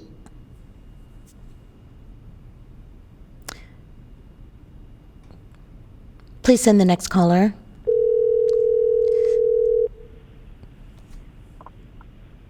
Hello, caller. You have 2 minutes. Please start with your comments. PJ, we need a participatory budgeting process which polls the community to determine priority for the next fiscal year, as local polling has shown that it currently isn't remotely close to what taxpayers want. Here's our current reality. I hear constantly from folks in suburbia that downtown is a cesspool ruined by riots. I think we all know that that isn't the case. I live down here, you work down here. There were some broken windows, some spray paint by some bad actors. The protests last year were primarily peaceful. Yet many in the hinterlands who never come down here are led to be terrified by sensationalized media that we live in Mad Max times downtown. Those are the people calling in to ask for more funding for the police and sheriff. We have a sheriff who put up a Facebook post using the death of an officer to drive support to send you messages, while having multiple consent decrees out for his poor treatment of inmates and those in his custody. His goal is to use fear and misinformation to drive commenters. But many already know this and yet are still persuaded by bald-faced assertions. Do you report small crimes? Have you stopped yourself from calling police on some package being stolen from your porch? I have, because every time I call, they make it clear it isn't a priority. Have you called about a hit-and-run accident or any other accident and been told to fill out an online form or they won't even come out? They like to give this perception of their own adequacy, but they hardly solve any crimes. This is made evident by his clearance rates, which have been going down and are some of the worst since he became sheriff. That alone should tell you that the notion he pushes of police being necessary to keep the criminals at bay isn't the case. He isn't solving crime. Police show up after crime has occurred, if at all, and statistics show that the fear of punishment doesn't lower incidents of crime. Poverty results in crime. It has been shown that many of the items stolen are those needed to survive. Many are driven to other forms of crime in order to survive and help their families survive. The reality is that we need investment in communities that have historically been negatively affected by racist systems meant to keep them down. If we could do that, we could see an actual reduction in crime because those communities will be getting the investment that currently is primarily reserved for affluent, primarily white, upper middle class communities. Please invest in participatory budgeting, driven by the community, based on facts and figures, not conjecture and fear mongering. Hi, caller. We need a transparent, participatory process. Thank you. Thank you. All right, thank you very much. And next caller, please.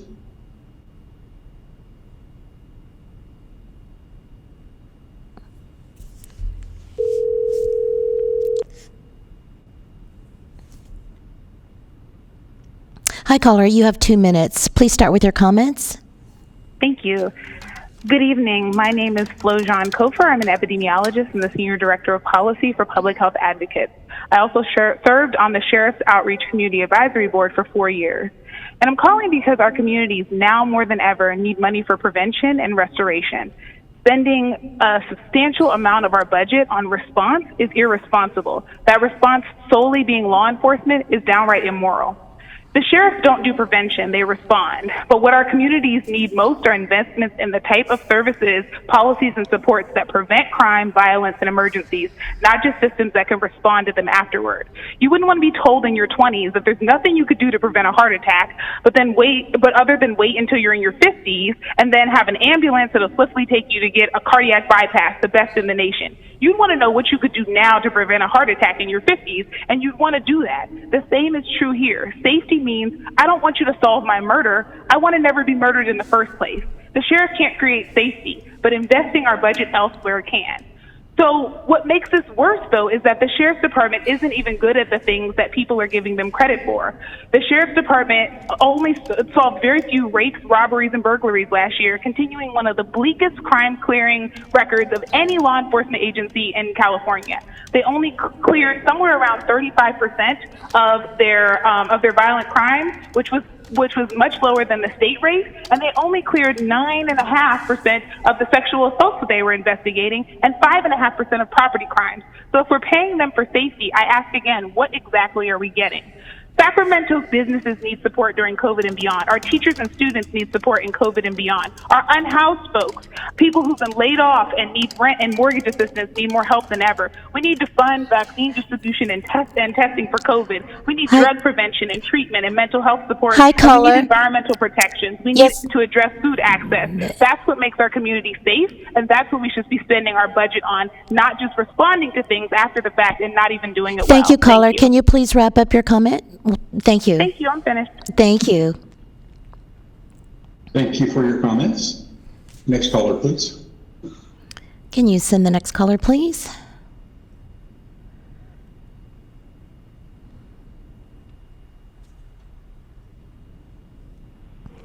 Hi, caller. You have 2 minutes. Can you please start with your comments? Thank you very much. Ladies and gentlemen, my name is Todd Langworthy, and I am currently retired. However, I've spent most of my adult working life in the public service and in law enforcement. I've seen the violence and the rioting firsthand in Los Angeles in 1993. I also witnessed the aftermath. What is happening in our big cities today is very little different. Our country and our private municipalities depend on its law enforcement. That's the bottom line. If we lose the support of our fine officers, we will not recover. The cost is too high. Ladies and gentlemen, I pray that you exercise prudence in making your decisions you make today. However, I implore you, do not defund our departments. I thank you for giving me this time today. I hope you're the best, and God bless. Thank you very much. Thank you very much for your comments. Next caller, please.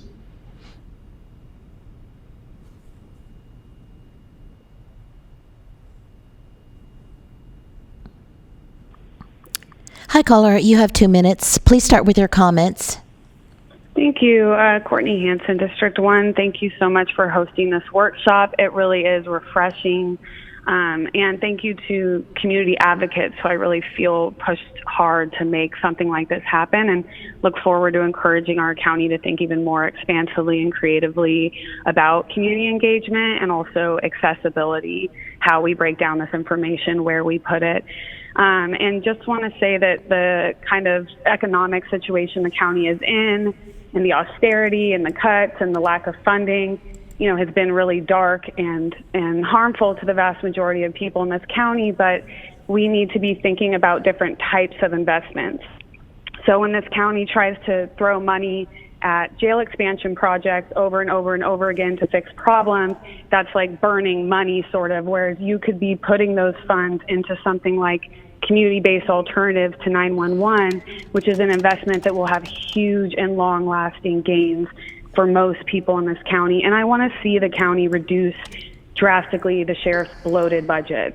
This is the only way that we can invest in other basic needs like housing, mental health care, social services. And I'm so deeply ashamed at how our sheriff rallies his base when the community simply expresses an interest in wanting more transparency and accountability. And we have heard from the head of the Sheriff's Association, his famous quote, he says, Kevin Mickelson, every budget cycle, the Sheriff's Department is the largest item the board has discretionary powers over. If there are any hot button topics that people want to fund, they can only get that money from the DA, probation, or sheriff. So it's not a personal attack. The budget is a piece of pie. There's only so much of it. We've been giving over 37% to a deadly sheriff's department that is not caring for people, that is allowing COVID to spread rapidly in our jails and lying about it. Please wrap fund up your our communities, comments. our neighborhoods, our schools, our parks. Thank you. Thank you very much for your comments. The next caller, please.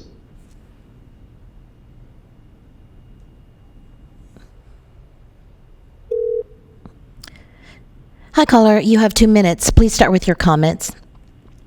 Hi, I am a District 2 resident, been in Sacramento my entire life.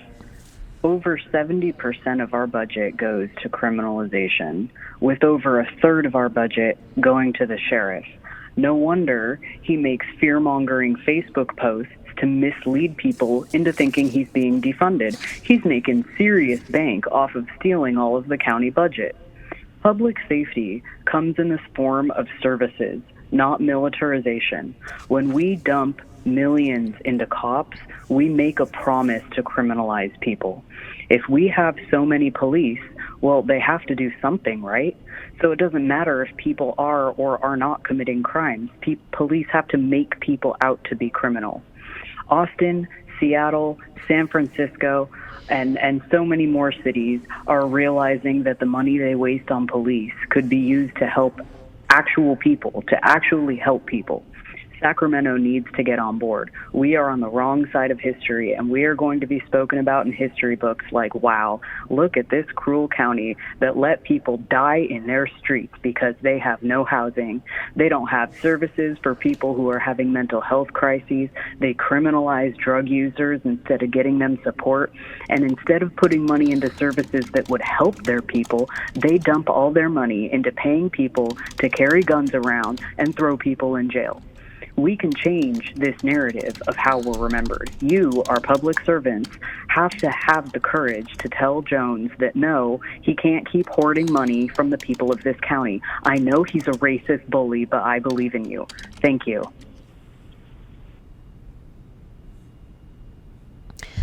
Please send the next. Thank you for your comments. Next caller, please.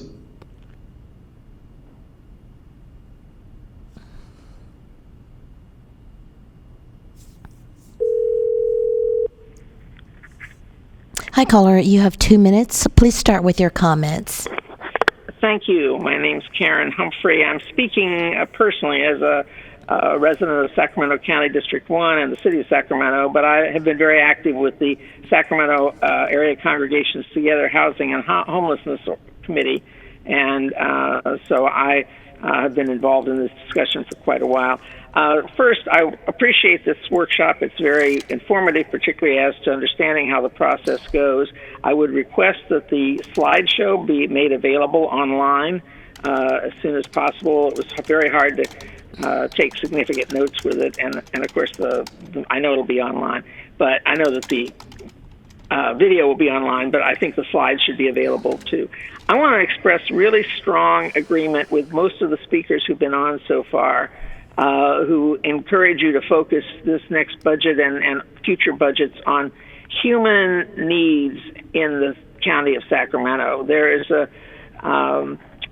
the imbalance between law enforcement and meeting the health and human needs of the Sacramento County residents, and particularly addressing issues of systemic racism and poverty and healthcare access. All of these things are really need to be budget, as was stated by the first caller. Budgets are statements of value, and we need to show that the agency that is most charged with taking care of the health and human services of county residents is really clearly focused on how you can make that happen.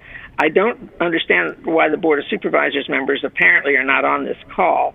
I do hope they will review the workshop later, but this is an effort all of us, the elected officials, the staff, and everybody else should be involved in on an ongoing basis. I understand the county has limitations on its control, but I think you've heard the community speak very loudly for the fact that we need to get ahead of problems. We need to prevent problems. Please wrap up your comment. Significant needs, particularly in a time of COVID. So I hope you keep these in mind as you work through the budget process. Thank you very much. Thank you very much for your comments. Next caller, please.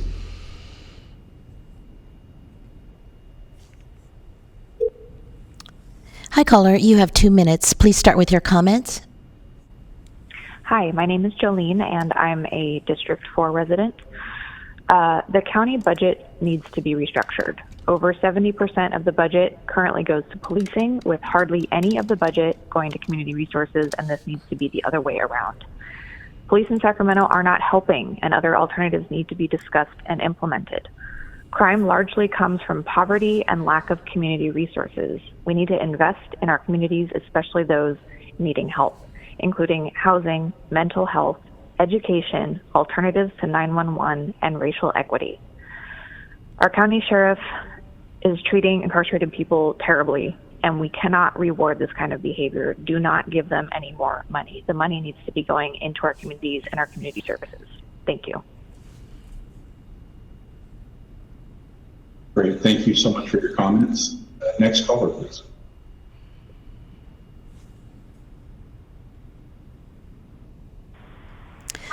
Hi, caller. You have 2 minutes. Please start with your comments. Thank you. Yes, as it's been stated, Sacramento County has declared racism a public health concern. We need a budget that reflects that. This afternoon, I sat here and listened to how we have no best practice pretty much in place for our budget. And while you just said that you work on the budget year round, it sounds like you're waiting until the last minute to slap something together to just keep static what is not obviously working for the people of the county of Sacramento.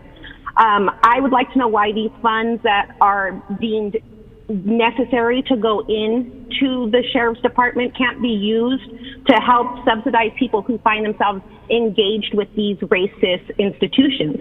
It sounds like a cover-up for why the sheriff's department and other law enforcement ends up with 70% of our funds. And you said that the property taxes need restructuring. What is being done to address this? Back to Austin, they cut a third of their police budget, just a third, and they're now housing unhoused people in the city of Austin. They're acquiring hotels. So I really expect Sacramento to do better, especially when your sheriff is out using resources not to investigate missing people where corpses end up of mothers and babies, but actually to come out and harass citizens for personal issues that other citizens have. That is absolutely absurd, and we should not be using funds for that. And your internal investigations should not declare that that is not a problem. Please and wrap that up it's your okay comments. for people to behave that way. Thank you. Please do better with our funding. I'm tired of this. Have a nice day. Thank you for your comments. The next caller, please.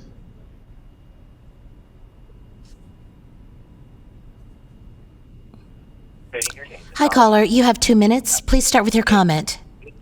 Yes, my name is Sonia Lewis, and I'm calling because I think that we are at an extreme crossroads in our community when we're talking about law enforcement. Ever since May 25th, 2020, with the death of George Floyd, I think a lot of people in our community had their blinders taken off. And when those blinders were taken off to the abuse of power when it comes to law enforcement and the budgets that they spend our tax dollars, I think that people are beginning to realize that the inflation of said budget is irresponsible.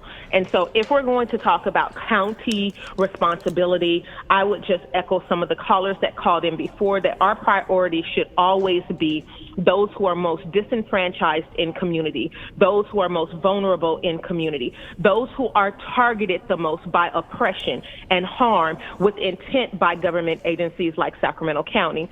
If it's not going to be spent on housing, employment, mental health services, social services, and the most important, in my opinion, racial equity, then why are we having these conversations? Because if we continue to have these conversations and Scott Jones continues to have the mic and call out his goons from way out in parts of the county that don't see the impact of racial discrimination within our county, then you all will continue to not make unbiased decisions about this budget.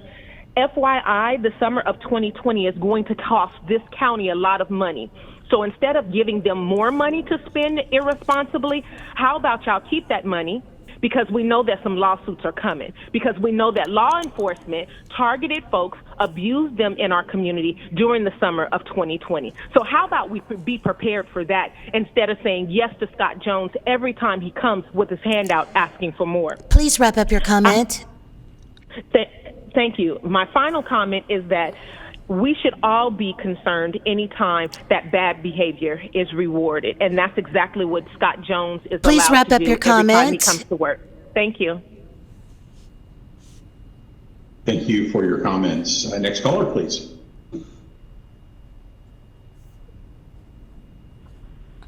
Hi, caller. You'll have 2 minutes. Please start with your comments. Thank you. Hello, my name is Courtney Copeland. I'm a lifelong resident of Sacramento County. Grew up in Arden Arcade and then spent my university years in Rancho Cordova. And I now live in the heart of downtown, so I'm a resident of District 1. I also served in the United States Peace Corps overseas, and one of our big pushes as representing the United States of America in Ukraine was on budget transparency. And I actually helped work on participatory budgeting efforts where I served. What's amazing is that some of these own best practices that we work on in our international aid are not yet up to par in our own cities, like in Sacramento. So I commend you for hosting this budget workshop. I found it useful. I also find something troubling. One of the loudest voices in opposition to this workshop and insulting the people who wanted to participate came from the sheriff, whose department receives by far more money out of our county budget than anybody else. And having worked also on anti-corruption efforts, it makes me wonder, why is Sheriff Jones so worried about citizens having insight into their own budget? Why is he so worried about participation? And maybe he realizes that we don't actually need the majority of our money going to policing and law enforcement. Maybe like many of the other callers here today, he knows that the public will be better served if we have housing and mental health services like we need, if our COVID relief money actually goes toward fighting COVID. So again, thank you for hosting the workshop, and I hope you will question why Sheriff Jones has been so opposed to public participation that the United States actually promotes as a best practice to other countries. All right, thank you so much. Thank you for your comments. And to all the previous commenters, thank you very much for not only your comments, but for your patience. Wait in the queue so you can be heard. Next caller, please.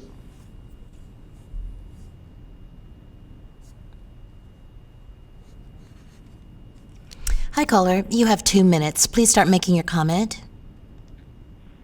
Good afternoon. My name is Kenny, and I'm from District 5. I'd just like to say that putting more money into the Sheriff's Department and not into services and resources for community betterment, crime prevention, and effective and humane rehabilitation would be a great disservice to the people of Sacramento.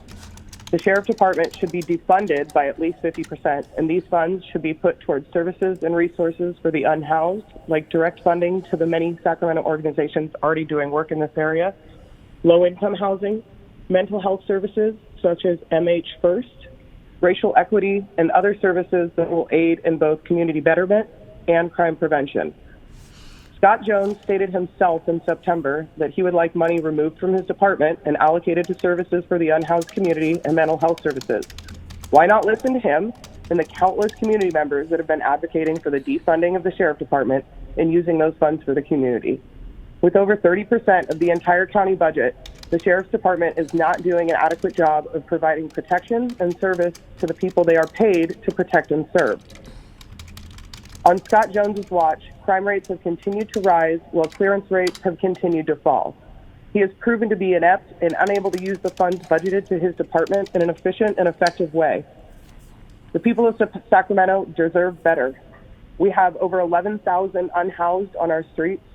We have a serious issue with police brutality, excessive use of force, overuse of force. We have Scott Jones literally writing Facebook posts about activist minions in the same breath of mentioning an officer's death and the service that will be for the officer.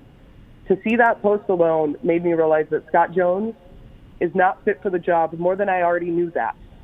Defund the police, defund Sac Sheriff by at least 50%, abolish him if we can, fund the community, fire Scott Jones, and do better, Sacramento.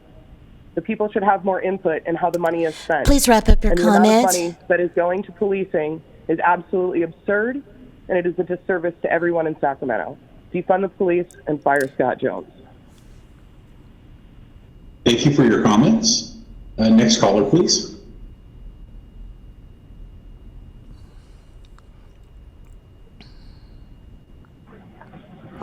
Hi, caller. You have 2 minutes. Please start with your comments.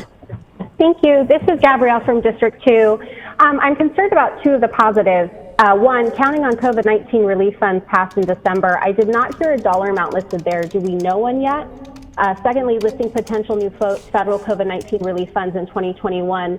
With those two items listed as pros, does that mean they will be counted on when setting the budget, or are they simply items that could help boost reserves down the road? My expectation is that any item that is unknown not be factored into budget forecasts at all, especially when we had a discretionary fund balance of 3% closing the last fiscal year. If any thoughts are going towards including unknown potential funds, I ask that they be excluded until a guaranteed amount has been approved in a bill. For the high public health costs in relation to COVID-19, I ask that a priority be given towards other budgets giving no burden of proof has been met that testing and tracing is doing anything to slow the spread. A better use of funds for them would be to help with the dramatic rise in homelessness. I see more and more families in the encampments, which I believe to be a side effect of short-sighted policies from the county and state in relation to COVID-19. Based on the amount of domestic terrorism on our streets in Sacramento through half of 2020, businesses looted, buildings damaged, private citizens assaulted, kerosene, fireworks, even swords pulled against officers and private citizens, a clear focus would be elevating funds for our law enforcement or at least keeping it the same. Many officers were on 11-hour days for over 7-day stretches during the brunt of it. Leave that budget alone, please. Overall, I am just concerned about the reserves and how low they are, especially when we had around $176 million in fund transfusions, which leads me to the thought of what the sales tax looks like currently. I can't count how many businesses closed in the last quarter that would typically pay quarterly taxes like my family does. With 12% revenue from sales tax, a gross reduction in revenue in that field would cause chaos to the overall Sacramento County budget. Please wrap up your comments. Okay, please pull that data before making projections on what will come in for 21-22. Thank you. Thank you. Next caller, please.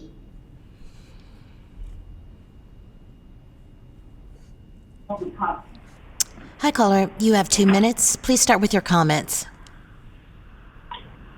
Thank you.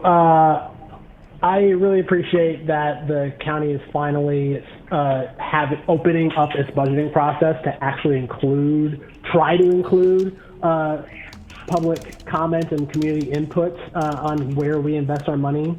A budget reflects the values of the community that it serves, and the current county budget that has consistently prioritized law enforcement for more than a decade is not in alignment with the values of the community that it serves.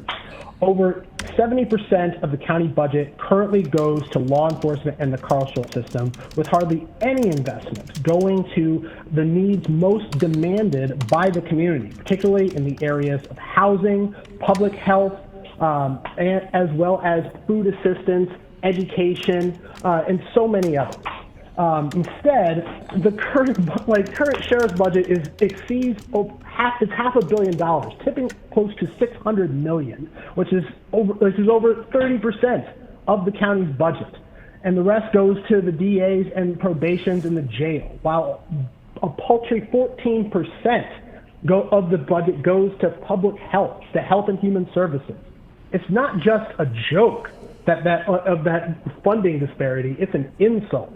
Especially when 40% of unemployed people don't have access to affordable health care or just protection or whatnot. And then we have more than 6,000 people on streets, living on the streets in Sacramento every night, even during this recent bout of storms that we had. The COVID pandemic has only amplified and exposed these exasperating inequalities in our county's budget. Evidenced by the insufficient personal protective equipment nurses and health staff have had to deal with. Please wrap up your comment. Compared with cops who are wearing heavy-duty riot gear to face nonviolent protesters, literally since George Floyd's murder. Please wrap up your comments.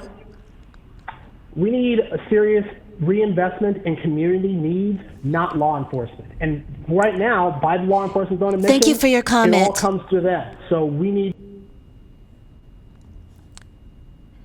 Next Thank caller. Thank you for your comments. Next caller, please. Thank you.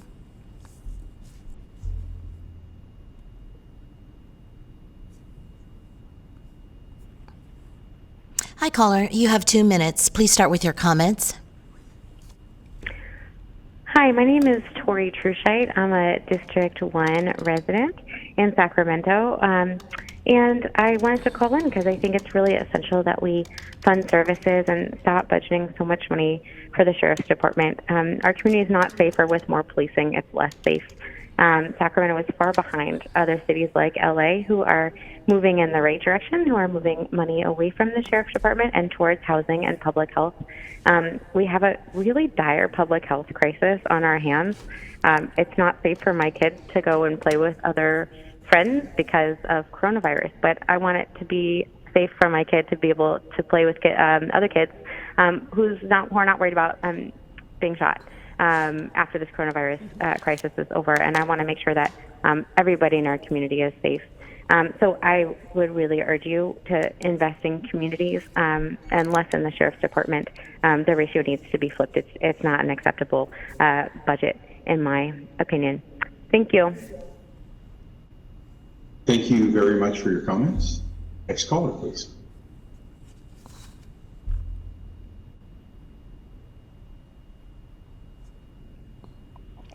Hi, caller. You have 2 minutes. Please start with your comments. Yes, hi, my name is Kula Koenig. I live in District 3. And first, I love hearing all the public comments. Folks are calling in. And I just want to make a request to Ms. Ann Edwards-Buckley, our county executive, to please let us know in detail after these workshops how you're going to take the comments that you heard and how those are going to be translated in the final budget that is presented to the Board of Supervisors to be voted on. Because it really sucks when you have people wait online and then call in and then their comments don't mean anything. I know that's why I don't like to take surveys sometimes, because I figured they're just doing it to check a box. So I really hope that y'all are not just doing this to check a box, because we could have been doing something else. Okay, just getting that out of the way. So I just want to say, y'all, we got people on the street. We got babies sleeping in cars. When I walk around my house, North Highlands, Foothill Farms, I see people sleeping in cars. We got people living in mosey homes because they're scared if they get kicked out, they'll get kicked out if they say anything. I have a question for folks, the supervisors, if they're listening. So if you didn't have any money to feed your family, do you call the sheriff to help you? Do you call the sheriff to help you get a job to provide you with food?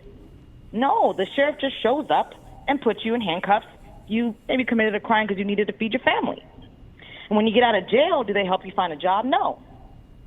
Think about Rashad Brooks. I was listening to YouTube, in his last words, Rashad Brooks, who was shot by cops. He explained how the probation system was keeping him from his family. He said, quote, "Probation is not a mentor.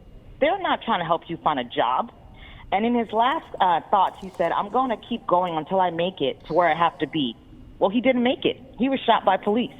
There are so many stories of Rashad Brooks. And I'm wondering why we as a society, why do we value punishment over prevention? Is the sheriff stopping crime or responding to it? So here's an idea. Save $200 million by Please wrap stopping up the your jail comment. expansion, okay, and spend that money on housing people and economic development. LA has done it. You can do it too, but it takes guts. Thank you. Thank you very much for your comments. Next caller, please.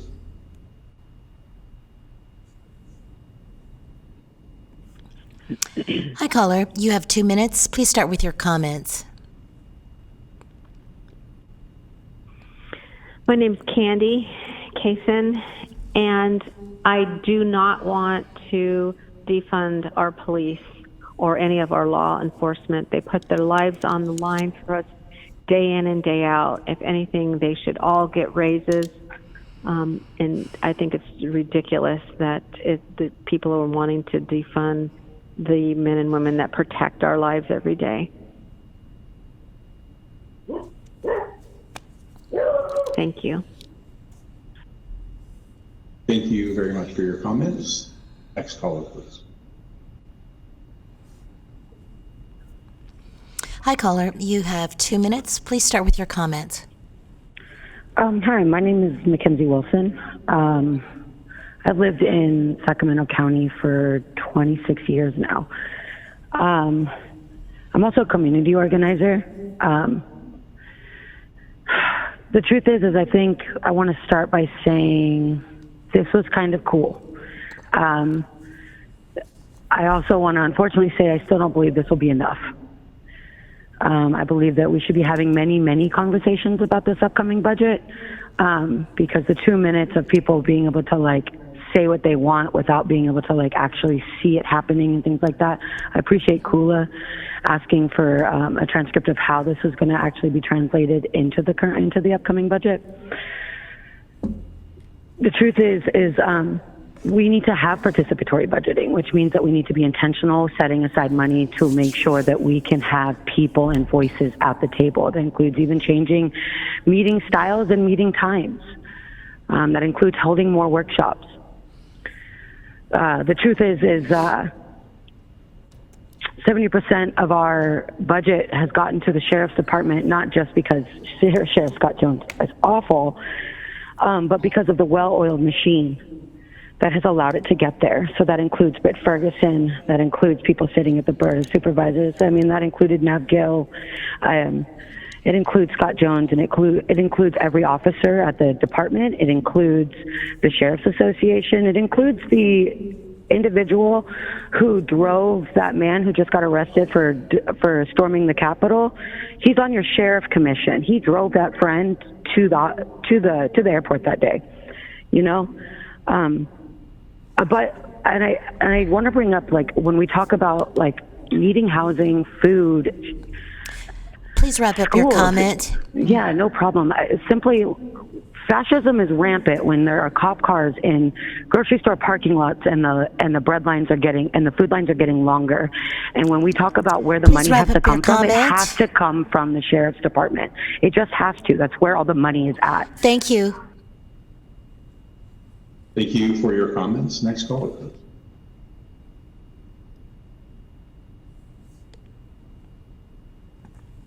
Hi, caller. You have 2 minutes. Please start with your comments. Thank you. My name is Maria. And, during this time of civil unrest, it is so important to protect our men and women in blue. Police and sheriffs clock into work and prepare for the unknown. They leave their house and kiss their family, not knowing if they will return. Being a police and sheriff officer is the hardest line of work I know. Not knowing what they may face ahead, they stand firmly and boldly protecting the citizens of the community, standing up for the most vulnerable, and being willing to lay their lives down for the innocent. We owe all our gratitude and thankfulness and support to our police and sheriff officers. Hearing that some people are calling to defund the police is the saddest thing I've ever heard. These men and women in blue lay their lives down for each and every one of us, no matter how tall, short, or color skin we have. We cannot lower the budget. They, our officers, need our support now more than ever. It costs money to buy equipment and supplies, to train, and the list goes on. Please do not lower the budget. I'm calling that you increase it. Thank you.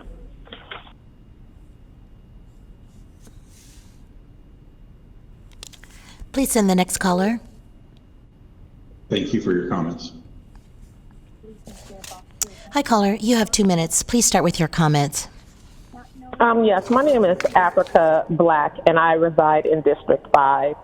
And I want to start off by just sharing with you the definition of white supremacy, a political, economic, and cultural system in which whites overwhelmingly control power and material resources.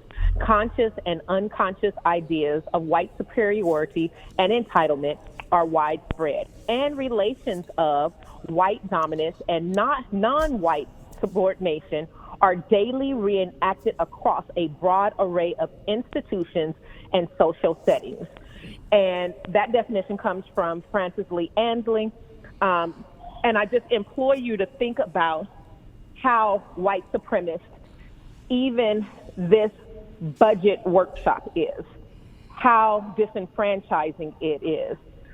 If we're going to give autonomy to those who are mostly impacted by the systems that cause trauma, we have to consider the deconstruction of the abolition of and the defunding of white supremacy. And that all leads back to our law enforcement. Marginalized groups continue to feel the pressure, the ridicule, the harassment, the control of the dominant group. And that just happens to be white. And this is not about blame and shame. This is about today, the physical, the mental, and the social health of people who are marginalized are extreme risk because they don't have autonomy, they can't develop a sense of self, they lack control, and they don't have agency. And while this is a good attempt to bring the community in, it's not enough. And so I implore you, as we think about this budget that is taxpayer dollars, that means that my Black taxpayer dollars go to people who are extremely racist, just like Please wrap Scott up your Jones, comments. Thank you, I will. Just like Scott Jones, just like Trump, who are terrorists in our community, who are local terrorists calling out goons. When you call an activist like myself, Please wrap up your comments. You call activists minions, that diminishes the possibility of democracy. Thank you. Thank you for your comments. Next caller, please.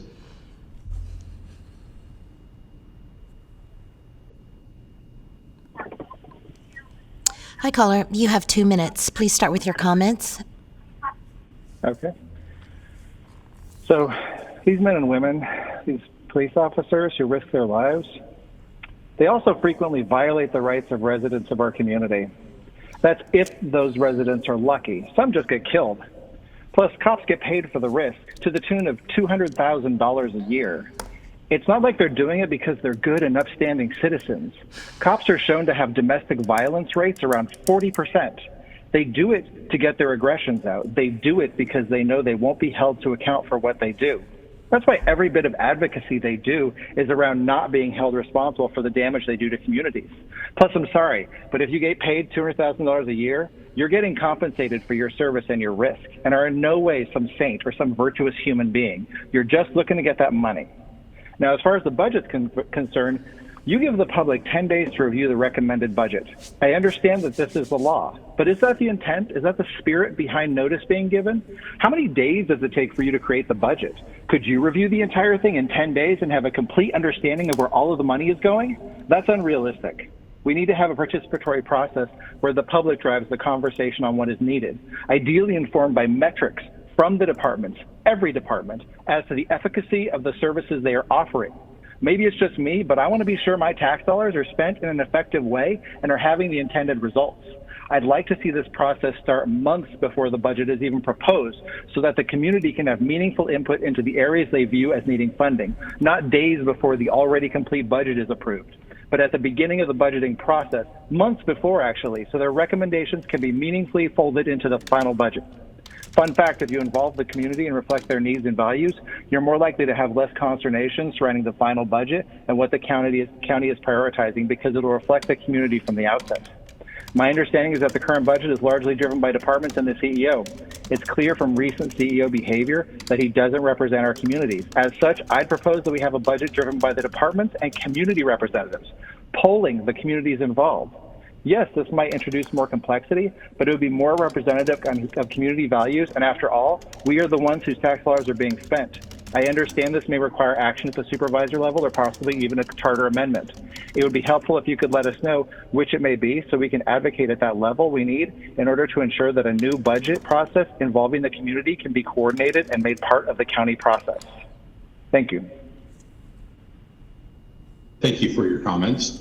I did want to mention something related from a previous caller earlier, and that's the PowerPoint presentation that was shown a while ago by Mr. Ferguson. That budget presentation PowerPoint has been posted on Sacramento County's Facebook page and its Twitter accounts. It is also available at the top of the Budget Workshop news story, which is posted on the county's homepage at www.saccounty.net. Again, that's www.saccounty.net. Appreciate the Sacramento County staff working so quickly to make sure that was available.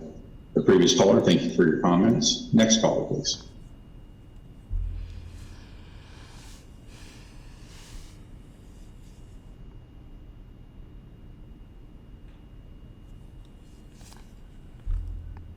Please send the next caller.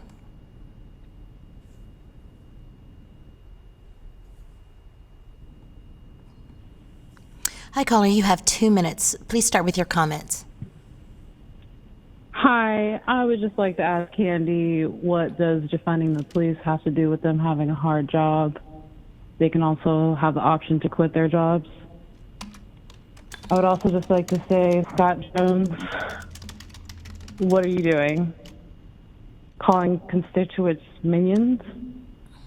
Also, you said that there were sheriffs, Sacramento sheriffs were involved in the J6 insurrection. We're going to get some answers about that. We know that Bill Cordoza, Sacramento Sheriff Commissioner, drove George Riley, Proud Boy, there. So we would like some answers. We'd also like defunding of the police, of the sheriff, but we'd also like the abolishment. So after I finish recalling Daryl, we're coming for you, Scare.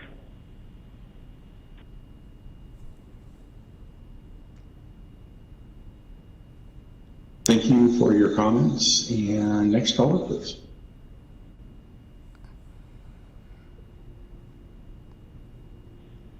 Hi, caller. You have 2 minutes. Please start with your comments. Thanks. Hi, my name is Laura Blosser, and I'm a resident of District 1 and a member of our local chapter of SURGE, Showing Up for Racial Justice. I've noticed that the yearly increases in funding for a bloated sheriff department are not working to solve the problems of homelessness and poverty in our county. These are by far the biggest problems facing our neighborhoods and the #1 priority of Sacramento residents. Excuse me. I worked for several years in the affordable housing industry, and although it's expensive, permanent supportive housing is one of the only things that truly helps address poverty and homelessness. We need many more services to our vulnerable populations. We need affordable housing, good public education, jobs programs, assistance for our unhoused neighbors, mental health alternatives to 911, and better health care, not additional law enforcement dollars. I want to let you know that Seattle recently allocated $30 million to a participatory budgeting process that will give everyday people a say in how that $30 million should be used. $12 million was directly diverted from the Seattle Police Department, while the remaining $18 million comes from Mayor Jenny Durkin's Equitable Communities Initiative Fund. A participatory budget workshop such as this is a step in the right direction, but what we really need is leadership and vision for reimagined public safety and for directing money from carceral systems to programs that benefit our most vulnerable constituents.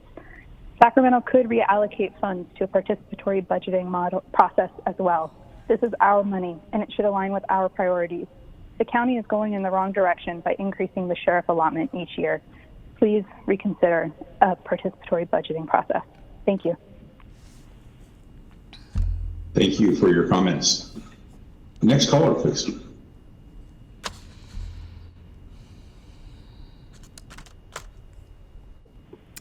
Hi, caller. You have 2 minutes. Please start with your comments. Awesome. Thanks so much. My name is Alex. I'm in District 6 and a voting constituent. And yeah, echoing a lot of what's been said so far throughout a lot of these public comments, it really reflects our priorities on how we go about this budgeting. This last storm that saw a lot of folks without power and without internet actually lost 6 people who lived, were unhomed people in Sacramento their lives. You've got 2 people that have been, murdered by the Sacramento Police Department so far in 2021. So really, when we're looking at where this money can get allocated, I want to echo a lot of the other sentiments is in other harms reduction. They talk about the Mays, what's it called? Lawsuit, which the county lost, and trying to justify taking more of this money back that way. But look, at the end of the day, I'm not entirely sure why we're paying for the faults of, the police department that's unable to provide a, humane way of going about doing their job. Y'all got increased $12 million last time. Scott Jones is intimidating his constituents. I don't think that we need to be rewarding this kind of behavior. And, moving forward, if we try to increase the police budget, that's not going to benefit us as a society. Also, let's take a look at their clearance rates. The Sacramento Police Department has a dismal number on their clearance rates. And so it's like, why are we paying these folks when they're not even competent at their job? Unless their job is to harass unhomed people, in which case they're doing fantastic. Thank you for your time. Thank you for your comments. Next caller, please. Hi, caller. You have 2 minutes. Please start with your comments. Yes, my name is Ryan McClinton, and I am a resident of Sacramento, California, and also a program manager at Public Health Advocates, specifically working on the campaign for alternatives to first response. We've done a great deal of research around what the actual calls of service are, the value of calls that are completed, and also the cases that are closed. We're looking at law enforcement and what some of those calls for quality of life will look like best being served by community stakeholder groups. And it's really interesting to see that while 71% of our budget is going into public safety, our public is not safe. The reality is that we need to have more investment into preventative measures and de-escalation measures that do not involve law enforcement when considering calls for our homeless population, mental health concerns, and honestly, quality of life disputes that can likely be solved without having a gun present. The fact that our law enforcement continues to get more and more funding while our community continues to lift up the outrage of the underservice that they've received shows that we need to have better priorities within our budget and how we allocate those dollars. That money shouldn't be coming from mental health. It shouldn't be coming from human assistance. It needs to come from the same department, the law enforcement public safety budget, to fund Alternatives 911 as a program and as something that can sustainably reduce the number of instances we have in our county. We need to be reducing the jail population, not finding ways to increase it. Please make sure that you're allocating these funds the right way, investing in community-based approaches and alternatives to system failures that haven't served our people in the proper manner that needs to be deserved. While we're also looking at the budget, I think we should take a deep look at what the funding looks like for the Public Defender's Office. If we're looking at making sure that people are getting the best opportunity to reach the county services that are available, we need to make sure that the Public Defender's Office is adequately staffed to support those needs of the community stakeholders. It's not that hard to see when you're looking at that pie chart of where funds are dominating and where we're seeing the same outcomes. If we're going to have a sustainable plan that reduces the jail population, it has to start with our dollars. Please wrap up your comment. I'm done.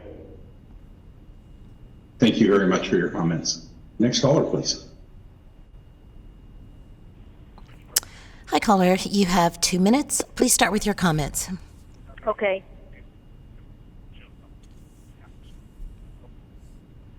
You can start with your comment.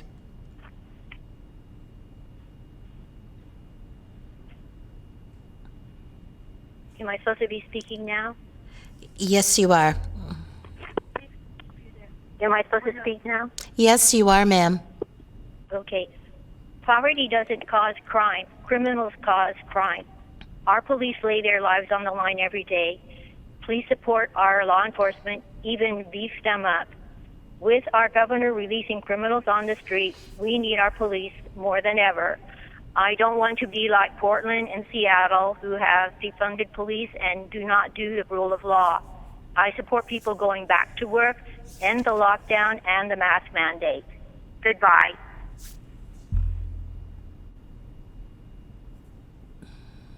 Thank you for your comments. Next caller, please. Hi, caller. You have 2 minutes. Please start with your comments. Okay, can you hear me? Yes, we can hear you. Okay, let me see. Okay.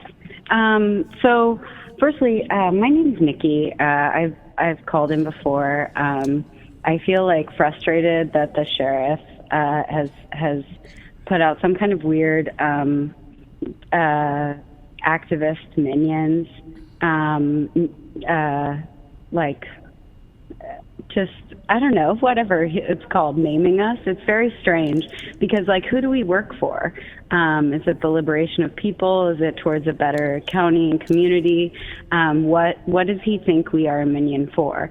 I just want to thank the county for holding this workshop. I think it's long overdue. I think we need to take a long, hard look at poverty and income inequality, and how that's lent to the situation we find ourselves in this county, and where we really owe our work, our allegiance, our commitment, and these dollars.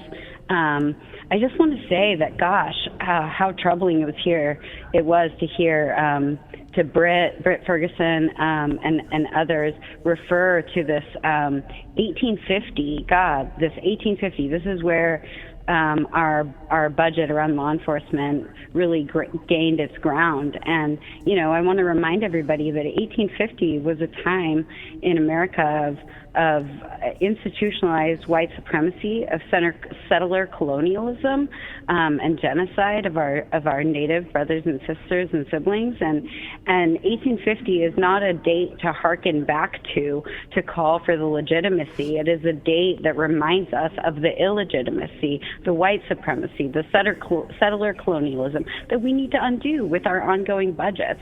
And if we don't, then we find ourselves, a full 15 years before the Please wrap up your comments. We find ourselves totally complicit. And our increased funding for policing has Please wrap up your meant comments. that we defund every other program: housing, Thank you. homelessness, mental health. Thank you for your comments. Next caller, please. Hi, caller. You have 2 minutes. Please start with your comments. Sacramento lifetime resident. I've lived in a couple different districts. I've lived in 2 and 3. I hope it's really clear from the people calling in here who are against defunding that they have little to no experience what policing actually looks like. Policing does not look like what it is in the TV shows. Policing looks like racism. Policing looks like testifying. Policing looks like shooting first and asking questions later. Policing looks like not caring about domestic violence victims, letting rape kits expire, and attacking people who are having mental health crises. Policing looks like false arrests, illegal chokeholds, Fourth and Fifth Amendment violations, excessive force, bribery, failure to intervene, sexual coercion, and false arrests. What you see on TV is propaganda.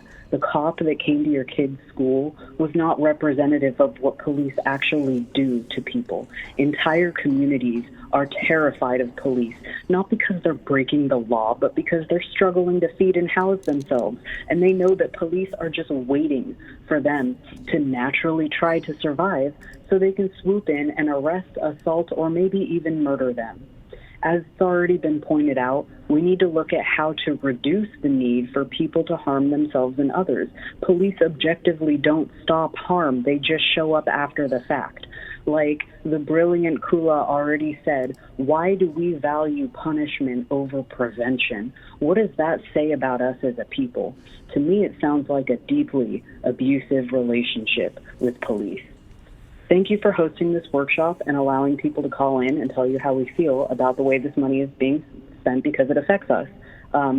It's not clear from the stream, so if someone could clarify for me, are the board members listening to these comments that we're making? Thank you very much and have a nice day. Thank you very much for your comments. Mr. Ferguson, would you like to address that, or Madam Clerk? Yes, I can address that. So I think we don't know if they're listening right now. Some of them may be. but all of these comments will be provided to the board, and this workshop is being recorded and will be available to the board to watch. So I'm sure they will all either, if they're either watching it now or they will be watching it prior to dealing with budget issues. Thank you, Mr. Ferguson. The next caller, please.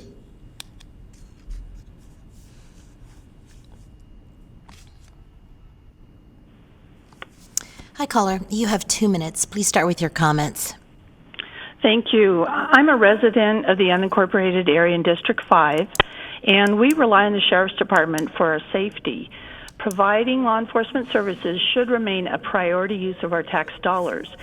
And we've seen hypocrisy in other cities where police funding has been reduced, but when those politicians needed protection, they made sure that the police were available to them. I think residents of neighborhoods, not just politicians, need to know that calling 911 will result in services and protection. And please don't risk the lives of social workers who are not trained or prepared to handle situations that can turn violent in an instant. Rather than demonizing the Sheriff's Department, making unfounded accusations about wasted funds and systemic racism, I ask the board to remember that residents of the county are very concerned that reducing the Sheriff's budget will mean response time is even longer than it is now, and those seeking to commit crimes will have no deterrence. The Sheriff's Department has my trust and support. They have a challenging and dangerous job, made more so because of AB 109, Props 47 and 57, that took away consequences for serious crimes. So please make sure they have the funding they need to keep schools, residential areas, businesses, and places of worship safe, regardless of the zip code. Thank you. Thank you for your comments. Next caller, please. Hi, caller. You have 2 minutes. Please start with your comments. Hi, I was just calling to reiterate some points that I've heard some other commenters make. The sheriff's budget is totally bloated and it's just not working for Sacramento. And I think we need to start defunding them and putting those funds towards community initiatives. Scott Jones did say in a past meeting that he would love to get out of the homelessness response business, as he put it.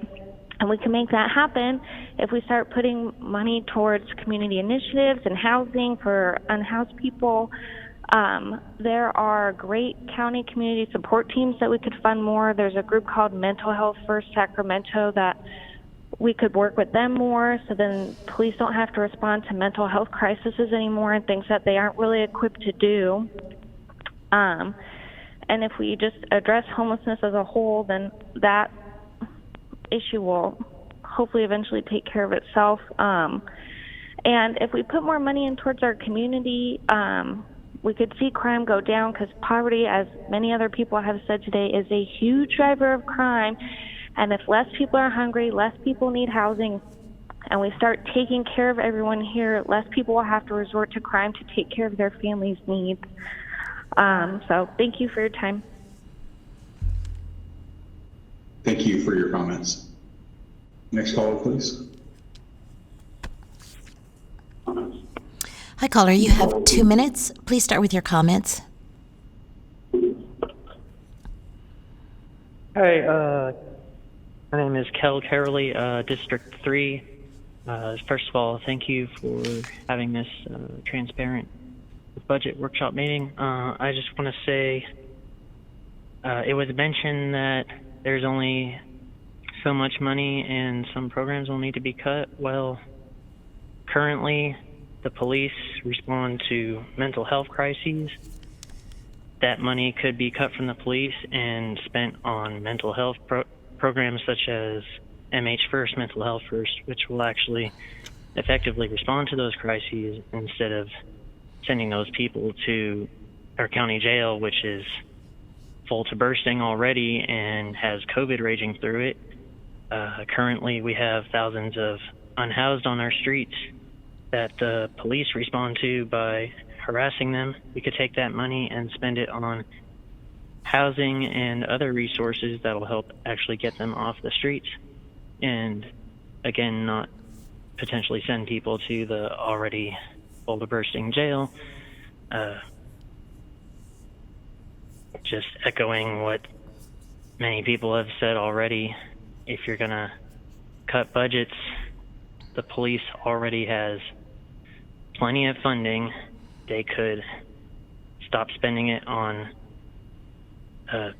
over-militarized tanks and such to respond to peaceful protests, and then maybe actually people will feel safe with our sheriff's department. Currently, people don't actually feel all that safe. That's all I have to say. Thank you. Thank you for your comments. Next caller, please.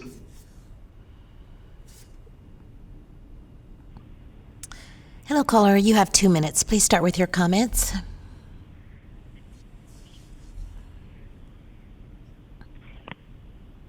Hello, caller. Please start with your comment. You have 2 minutes.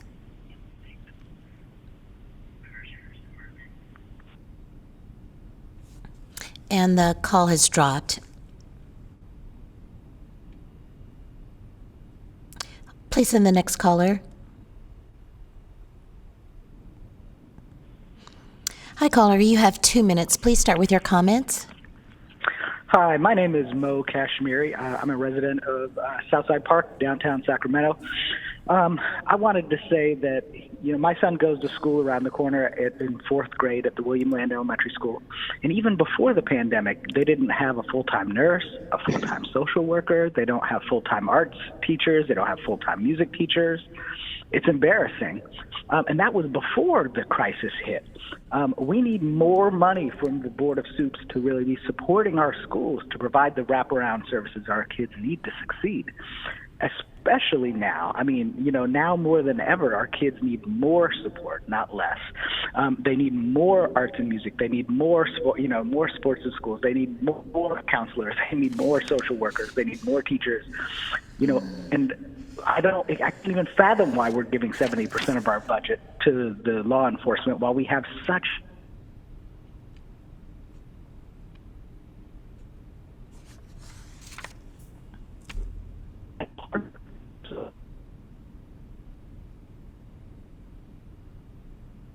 Again, I'm advocating directly that the board give more money to the schools directly to help support them, especially around social workers, arts programs, music programs, full-time nurses at every school. Thank you. Great. Thank you for your comments. There was a period there towards the end of your comments that we weren't able to hear you. It appeared there was just a bad connection. You may want to submit any comments in writing so we can catch the full message. But thank you very much for your comments. Next caller, please.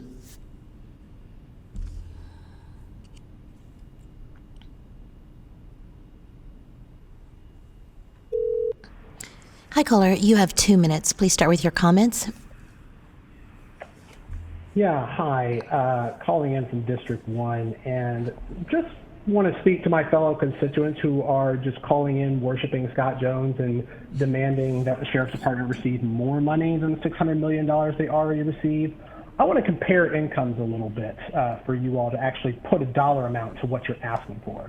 In a county where the median household income is around $67,000, the Sacramento Sheriff's Department receives, or the Sacramento Sheriff, Scott Jones, receives over $415,000 in total pay and benefits, according to Transparent California.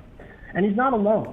According to the 2019 records, of the 14 listed Sacramento Sheriff captains, all their incomes exceeded more than $295,000, with Sheriff Captain Darren Green making a stunning $485,000, more so than the county sheriff. Of the 5 sheriff chief deputies listed, none make less than $317,000, with Chief Deputy Jennifer Freeworth leading the pack at over $462,000. And of the 285 sheriff sergeants that are listed on Transparent California, 193 of them made over $200,000 in total pay and income in 2019, with Sheriff Sergeant Todd Goulart taking home over $355,000. And what do Sacramento County residents who are calling for more sheriff's deputies and law enforcement money receive for such high pay rates? One of the worst performance records in California, despite being one of the most well-resourced agencies in the region. Even by the state DOJ's numbers, with a budget exceeding more than $500 million, the Sheriff's Department has only cleared 38% of violent crimes they investigated in 2019, well below the state's average of 45.7%. That includes just 9.3% of 161 sexual assaults, well below the state's abysmal average of 35.9%.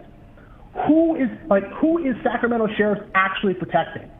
When it comes to the one duty that Britt and the rest of Sacramento County leadership cares most about, protecting Please property, wrap up your comments. Sheriff cleared just 5.6% of property crimes it investigated in 2019, the second worst for the department in at least 20 years. I'll wrap up here really quick.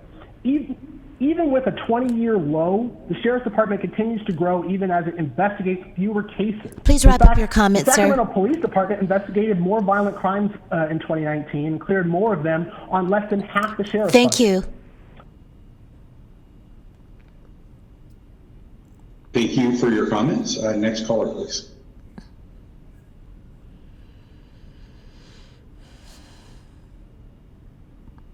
Hi, caller. You have 2 minutes. Please start with your comments. Good evening. My name is Magali Kincaid, and I'm a community member in District 3, Rich Desmond's district. I've lived in this district for over 20 years and want to urge the supervisors to prioritize our most vulnerable community members when making budget decisions, including those that are facing grave barriers currently exacerbated by the pandemic, including hunger, homelessness, job loss, and lack of health care. I want our county to focus less on policing and more on prevention and local supports and resources invested in our local community. I appreciate today's budget workshop, and I hope that this is not the end of your engagement of the community on budget. I would like the county to move towards a participatory budget process as opposed to the current transactional method. I'm also requesting a budget engagement plan to engage more community in the budget process, drafted in partnership with community members that has funding behind it to support the work. I also hope that the county has a vision, a plan, and goals on how to develop authentic community engagement moving forward, and not just on budget issues. And finally, I appreciate the PowerPoint, and I hope that it's being offered in various languages and that there is contact information for those of us that may have questions later. And finally, I really hope that there's some planning around warming centers, and when the summer comes, cooling centers for our unsheltered neighbors, because currently we don't have enough. Thank you. Thank you very much for your comments. Next caller, please. Hi, caller. You have 2 minutes. Please start with your comments. Hello, my name is Courtney Poole, and I am calling in to please urge you to invest in our community. And what I mean by community is things that help the well-being of our community. So that could look like housing, permanent supportive housing for folks that are unhoused, mental health services, community mental health services that are available to everyone, healthcare, education, preventative services for youth programs. All of these things are the things that really, really help our community. And I really urge you to invest in those things and budget for those things versus budgeting 70% of your monies towards the sheriff. So that's all I have to say. I'm a social worker in the community. I live in and I've seen how programs can really help our community and how they can sometimes not help. And the programs that I overviewed in the beginning of my comment are what I'm talking about when I say invest in community. Thank you. Thank you for your comments. Next caller, please. Hi, caller. You have 2 minutes. Please start with your comments. Thank you. Hello, Supervisors. My name is Ethan Evans. I'm an assistant professor of social work at California State University here in Sacramento, and encouraged by comments I've heard and this process. Starting off, our priorities. Budgets are about priorities, which gives you the opportunity to provide leadership. That's something that our county needs desperately, leadership to provide for the needs of people in our community. That is the task of county government. The county deserves some credit for following public health orders and not having sweeps of our unhoused neighbors. You've resisted the urge to perform police operations, and that should be commended. During this time, we have more people living on the streets. I recently volunteered at the warming center that the city opened at the Galleria last Saturday after these storms.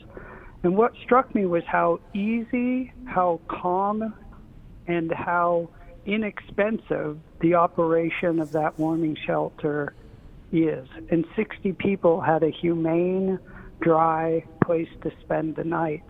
And it begs the question why there aren't 1,000 of those spread out in every neighborhood across Sacramento, because people are living in the bushes and in tents and in tarps in every neighborhood in Sacramento.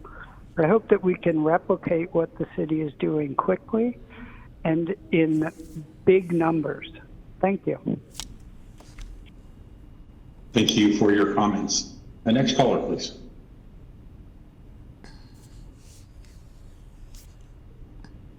Hi, caller. You have 2 minutes. Please start with your comments.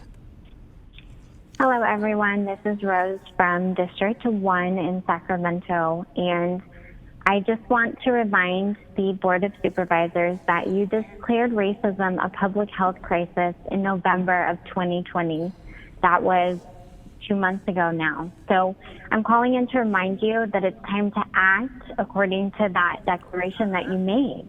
And what that means is it's time for a bold and courageous budget that values everyone in Sacramento, not just rich old white homeowners who are calling in and saying that they are afraid, because there's a bunch of people here in Sacramento that need help. I'm not very eloquent today. I apologize. I want to mention that in 2002, Camden, New Jersey was quote unquote the most dangerous city in the United States, and they defunded their police and they transitioned their budget towards things that were actually going to help the community, towards things that were focused on prevention. And guess what? It actually worked. So we know that this can be done. We've seen other communities do this. And so I would like to see Sacramento be bold and actually put your budget towards what you want to see. Because the budget is currently supporting those it's supposed to support, right? It's supporting white people of our city. It's supporting, we just heard the numbers of how much money our sheriff is making, other people are actually making. So I would like to see the budget values represented. Please wrap up your comments. And I appreciate the budget conversation and the opportunity for conversation. Thank you. Thank you very much for your comments. Next caller, please.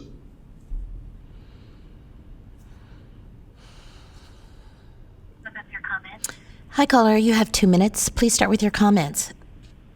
Okay. So those who are afraid that the sheriff will stop responding if we cut their budget, the sheriff doesn't respond now. Almost every time you call to report something, they send you to an online form to fill out yourself, and they never do any sort of investigation. Also, including police under public safety and justice is deceptive in that same category as the fire department. But when polled, the public has a vastly different views towards one versus the other. Police try and include themselves with the fire department because they benefit from the positive attitudes towards firefighters and the notion of phrases like public safety and justice. A sheriff department with the types of consent decrees as Scott's department has and the type of violations of human rights that his department has isn't exactly synonymous with public safety. And jailing homeless people is not exactly synonymous with justice. Can you describe what the Mays consent decree was for the people in the back, the lay folks? What sort of problems were happening to mentally ill people under Scott's supervision that caused the court to step in and order changes? Also, where does the money paid out by the county come from when the sheriffs are sued for mistreating or killing people? I noticed 71% from the net county costs for law enforcement and incarceration. Is it included in that number or is it elsewhere? If those millions being paid out are as a direct result of sheriff officers violating county residents' rights, why wouldn't it be included in their budget? Do they pay for their own bad behavior, or is that something county residents are on the hook for? We need a budget in which the public participates. We need a transparent process. We need metrics, measurements, ways to determine the validity of methods being used to demonstrate their ability to solve the problems that are claimed that they can solve. I see no reason why law enforcement and carceral methods, which have been shown to not be effective, continue to get millions of our tax dollars, while our community spaces fall into disrepair. Why should we pay for their bad behavior? Why do our communities suffer as they drain hundreds of millions into their methods of working when their methods of working have never been shown to be effective? Please wrap up They your should not comments. get grandfathered in. They should not get grandfathered in just because people think they work. I need numbers. I need proof of the methods that they employed actually being effective. Thank you. Thank you for your comments. Next caller, please. Hi, caller. You have 2 minutes. Please start with your comments. I live in District 4, and I would like to know how much money Sacramento County will be giving in support of domestic terrorism, or what you guys like to call Sacramento Sheriff Department. Scott Jones said his deputies were at the domestic terrorist insurrection on January 6th. Bill Cordoza, Sacramento Sheriff Community Outreach Officer, drove George Riley, a local Proud Boy, domestic terrorist, to the airport so he could storm the Capitol. Are we going to get answers for what their involvement was? And what does accountability look like? We want to abolish Sac Sheriff, but we will settle for defunding them for now. Scott Jones, you's a bitch. Please send the next caller.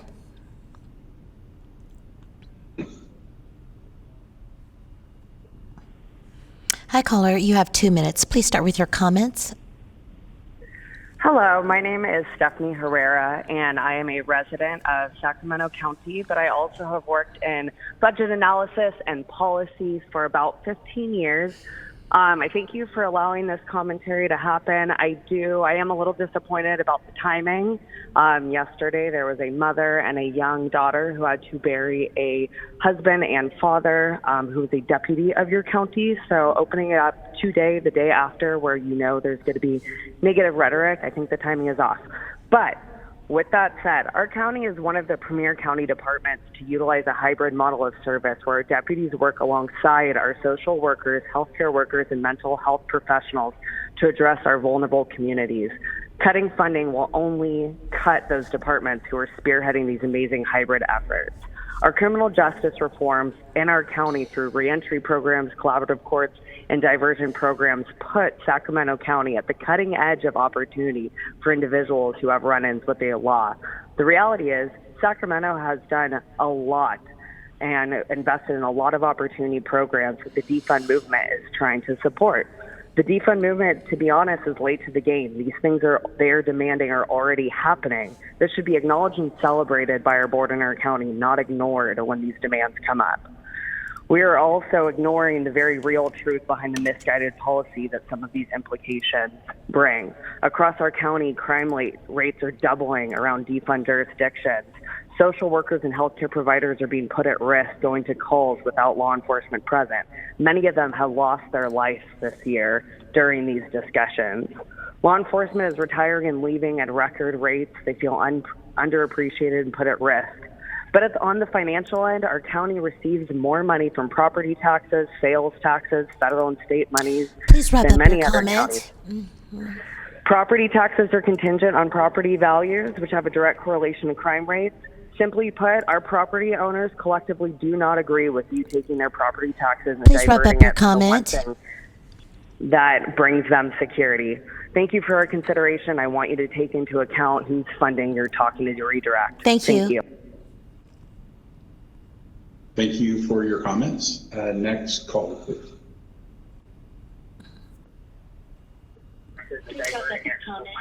Hi, caller. You have 2 minutes. Can we ask that you turn the meeting down in the background?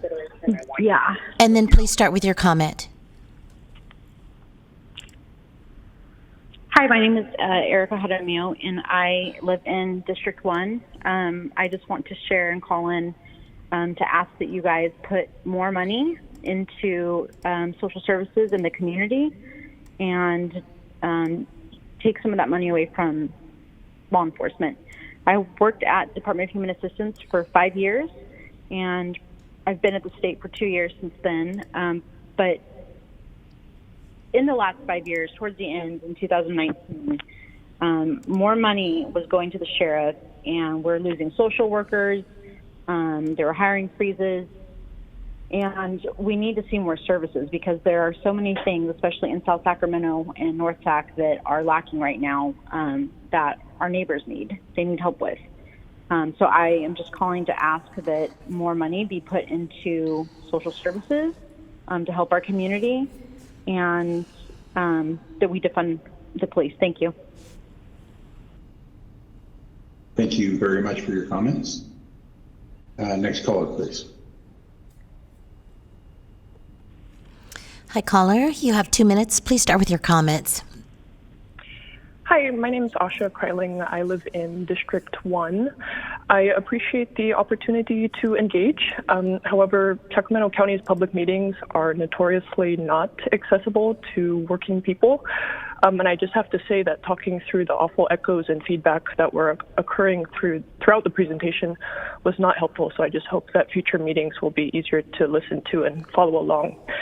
I have to agree with the comments by my fellow speakers who are tired of the county not representing our community's true needs in our budgets. Mr. Ferguson made a comment about the need to make cuts wherever we can, given the county's reductions in revenue. The place to do that is the Sheriff's Department, the jails, and the Probation Department. The county has condoned the sheriff's abuses and violence against the mentally ill and the most vulnerable residents, inmates, and against our brown and black communities year after year, and not decreased their overall budget, but increased it consistently year after year. Yet crime is not going down, and as other callers have said, not only are they not reducing crime, the sheriff's office is exacerbating distrust, racial inequity, and frankly participating in violent activities themselves. Those who called in asking to continue the status quo of funding the Sheriff's Department choose to ignore the obvious, ongoing, unjustified police brutality. It just makes me sad to hear the comments from the man early on who referenced how he remembers the LA riots because it shows not much has changed in the way law enforcement treats black people. Yet people stand by police no matter what, and he obviously was more concerned about riots than the purpose behind them, which was Rodney King and his rights as a human being. It just shows how much work still needs to be done to educate folks who have been misguided and frankly brainwashed to not be wrap up your comments. About the violence committed by law enforcement, but calls for equality and equity. So we don't feel protected. Please wrap up your comment. We demand change in this budget. Thank you. Thank you for your comments. And next call, please.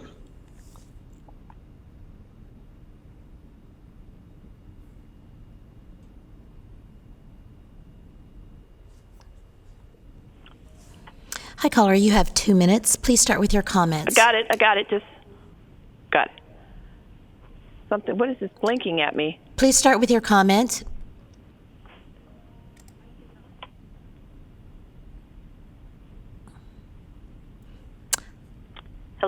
Caller, you have 2 minutes. Please start with your comment. Thank you. How much value do you put on the protection of life? Before you talk about how much police should be paid, try riding around for a week with them.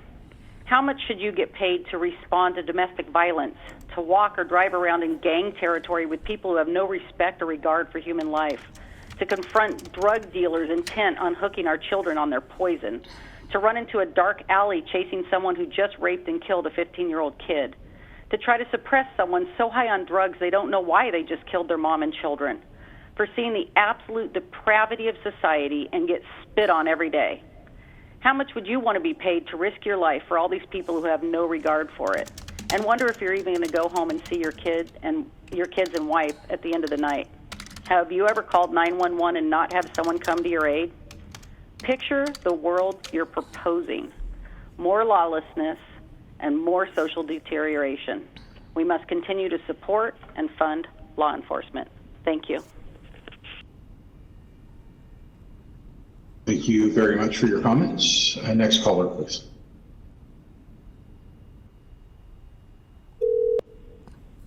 Hi, caller. You have 2 minutes. Please start with your comments.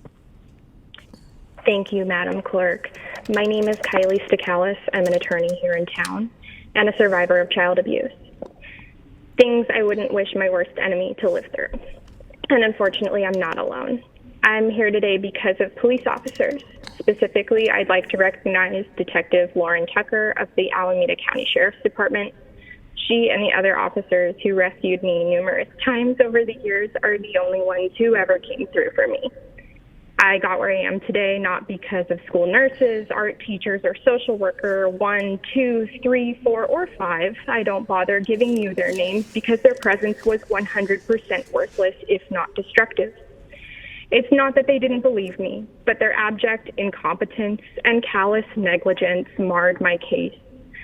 In my practice, I all too regularly see the blatant disrespect social workers have for the law. I see that they like to play God and watch lesser people scream. I see the harm that they do.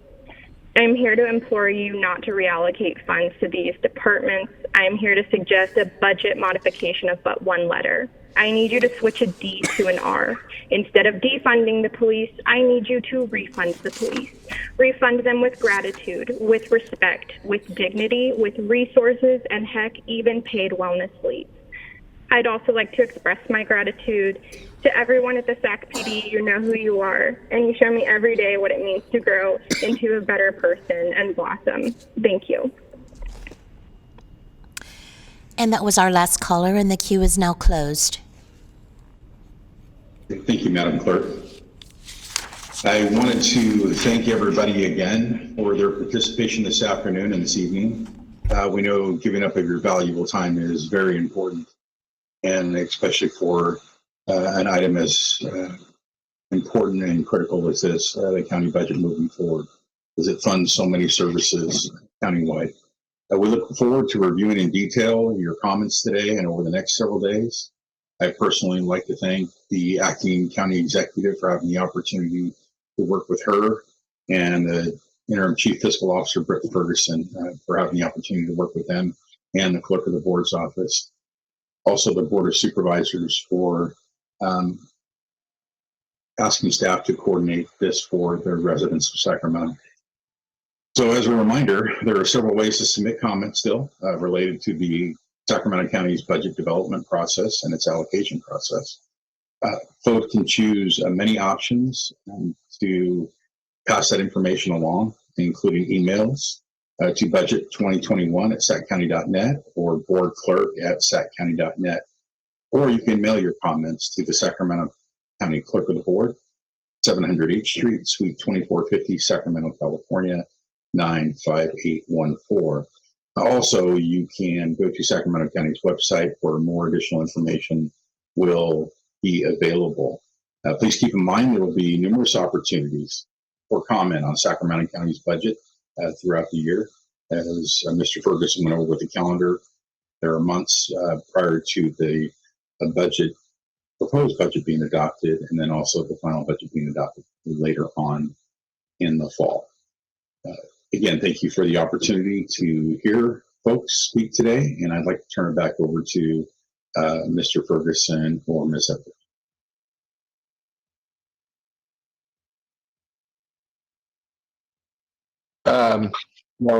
Thank you, Robert, and thank you for your work. And I'd offer my thanks again to all those who took the time to participate, and again, encourage everybody who still wants to make a comment to do so. And then I'll leave any final comments to Ann Edwards. Thank you, Mr. Ferguson. I just want to thank everyone for joining us and for participating and making your comments. We greatly appreciate it. There was one question about what are we going to do with the comments, but we will be compiling them. The board will hear all of the comments, and we will be asking for some policy guidance as a result of some of these comments. So I thank you very much for your participation. As Mr. Ferguson said, you will have additional opportunities to make comments, and please email if you have additional comments to the email that was stated earlier, and that's all on the website as well. So again, thank you, and look forward to further conversation.